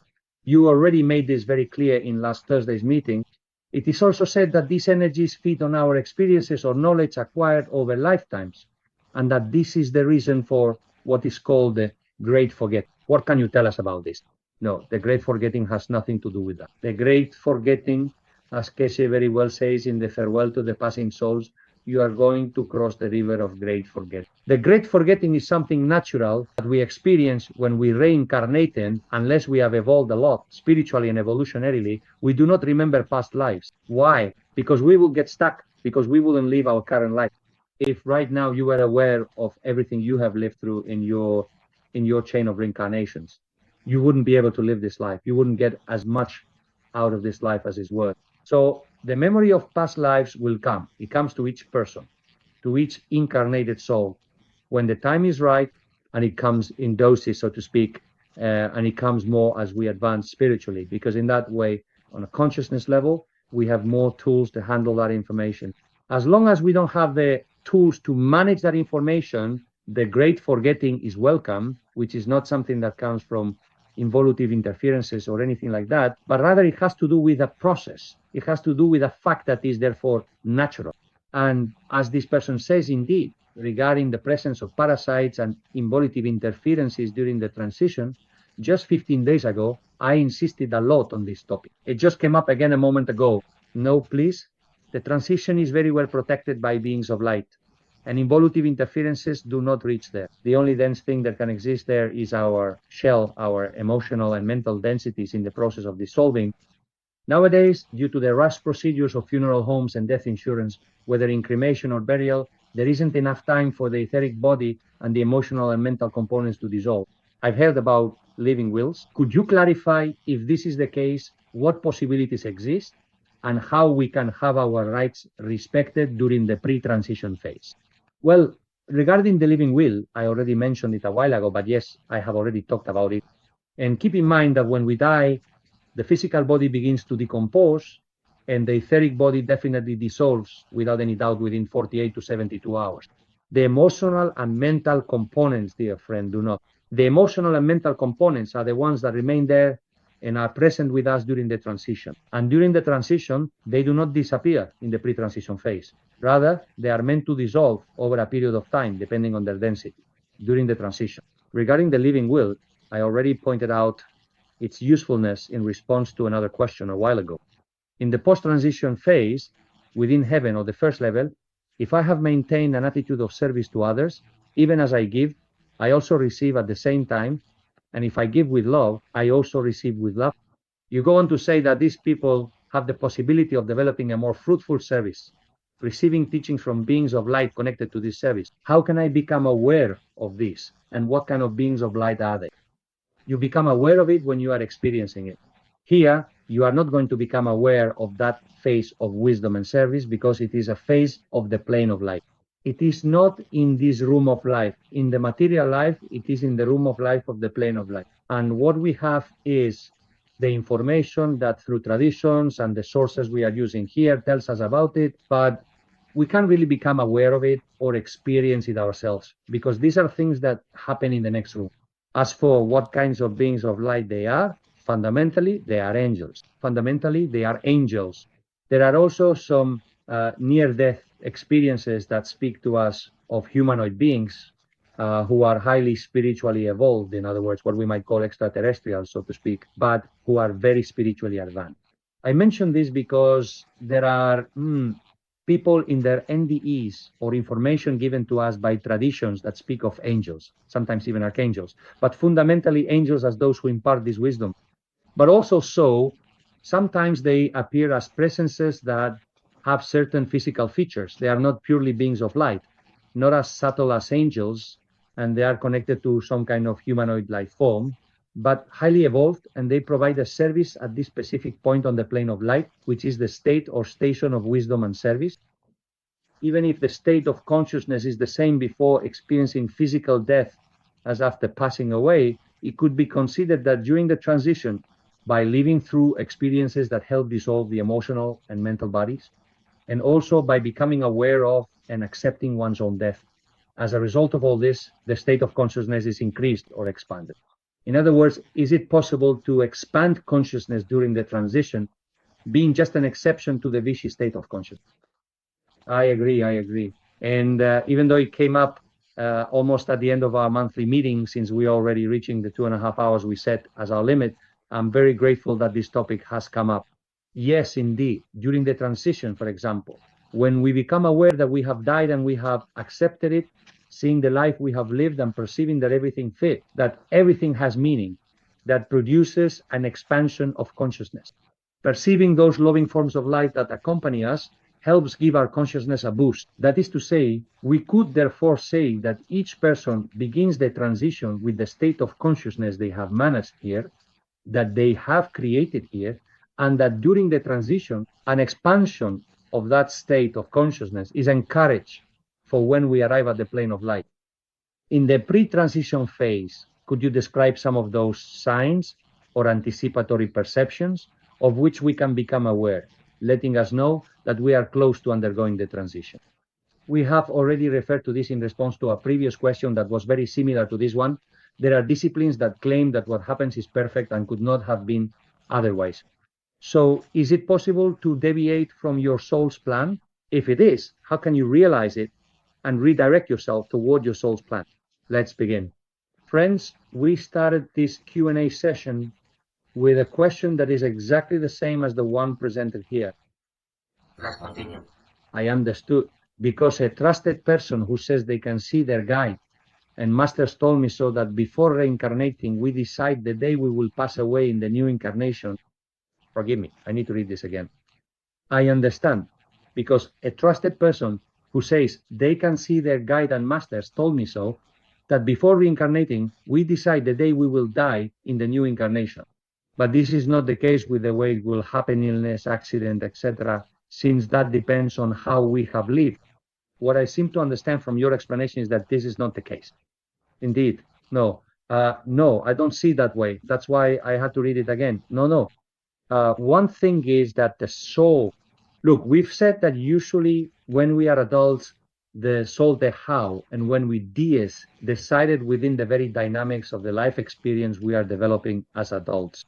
And we've said that when it comes to young ages, babies, children, adolescents, young people, 14, 15, 16, 17 years old, it's most likely that the soul in its dharma, in its life purpose, brought with it the fact of passing away early. Now, this doesn't mean that we know at a soul level the exact day and time, the date, among other things, friends, because the soul doesn't keep track of calendars truly. The soul doesn't know about calendar. The soul doesn't The world of Chronos is not the world of the soul. The world of the soul is the world of Kairos. And even if the soul knows that it is going to disincarnate soon, meaning that the experiences it will go through won't be many or will be brief, even though the soul does know that what the soul doesn't do is translate that into a calendar. No, I don't give any credibility to that, because also, I am absolutely convinced from everything I've experienced and everything I've learned that the soul doesn't compute, it just doesn't compute Chronos. It doesn't compute material time. For the soul, what matters and what rules is the time of Kairos. And now, let's move on to answering the last question to wrap up this meeting. During the transition, aside from the physical body, emotions, the mental world, and so on, are also shed. If the physical body remains in the room of material life, then the emotions and the mental world do accompany the driver through the transition in order to dissolve. And this person asks, are the shared memories we lived also lost? Are we already strangers to them in that new world of light they go to? Well, under no circumstances are memories lost as experiences. The soul is imbued with those experiences. Nothing that has been lived is lost. Everything that has been lived is integrated. The soul integrates everything that has been lived. They are not mental memories. They are imprints of consciousness that the soul carries with it. During the transition, the soul sheds what has low vibration from those imprints of consciousness and keeps what has high vibration from those imprints. But in the transition, for example, when you see the life you have left behind, you see your entire life completely, and you see everything you have lived, the good and the bad. Not a single memory is lost. On the contrary, they become even more vivid, especially so that you can understand that everything had its reason and its purpose. And all that experiential baggage, the soul makes it its own. And finally, the soul, having made it its own, draws value from all that experiential baggage that has high vibration. Well, friends, I think that we have answered 60-something questions. That's as far as we've gotten. I really appreciate your high level of participation. Honestly, for Kiko and me, it has been wonderful to find so many questions, so many contributions. Let me remind you that at the end of the text, you'll find 3 shared experiences. And before we finish, allow me to say 2 things. On the one hand, the regular monthly meetings for this particular course as monthly meetings, they are indeed coming to an end right now. However, it is important to note that the special Christmas workshop and the extensive summer workshop are also integral parts of the overall monthly meeting schedule. And now, according to the calendar, what comes next, speaking from a Northern Hemisphere perspective, is the summer workshop, which as always we will hold on the 22nd of July, the day of Mary Magdalene. And in this case, as many of you already know, we are going to dedicate it specifically to Mary Magdalene. On the 22nd of July, we will hold a workshop starting at 6 p.m. Spanish time. I will give a 2-hour presentation. We'll take a 10-minute break, and then we'll answer your questions live for an hour, with the theme being Mary Magdalene, woman and teacher. Her wisdom, experiences, and teachings. And I can tell you in advance that both Lola and I have been working on this topic, reading canonical texts, apocryphal texts, Gnostic texts, many sources, in order to provide you with well-founded, well-supported information, which we will also try to compile into a text so that all this information, in addition to what I may present, will be available to you. So I hope to see you on the 22nd of July. And on another note, I want to let you know that we have already started promoting the 2025-2026 course of the monthly gatherings. You can already access it through my blog, and Kiko will also send you all that information through his communication with you. But at this point, we have already set not only the dates, but also the titles and topics that we will cover in the 10 monthly gatherings from September 2025 to June 2026 in the winter workshop, which will be on the 29th of December 2025, and in the summer workshop, which will be on the 22nd of July 2026. Thank you very much, friends. It is always a pleasure to share with all of you in the context of this gathering of souls. And thank you so much, Kiko, for your support and your operational ability. Thank you very much. Thank you, Emilio. See you in a month. Thank you all.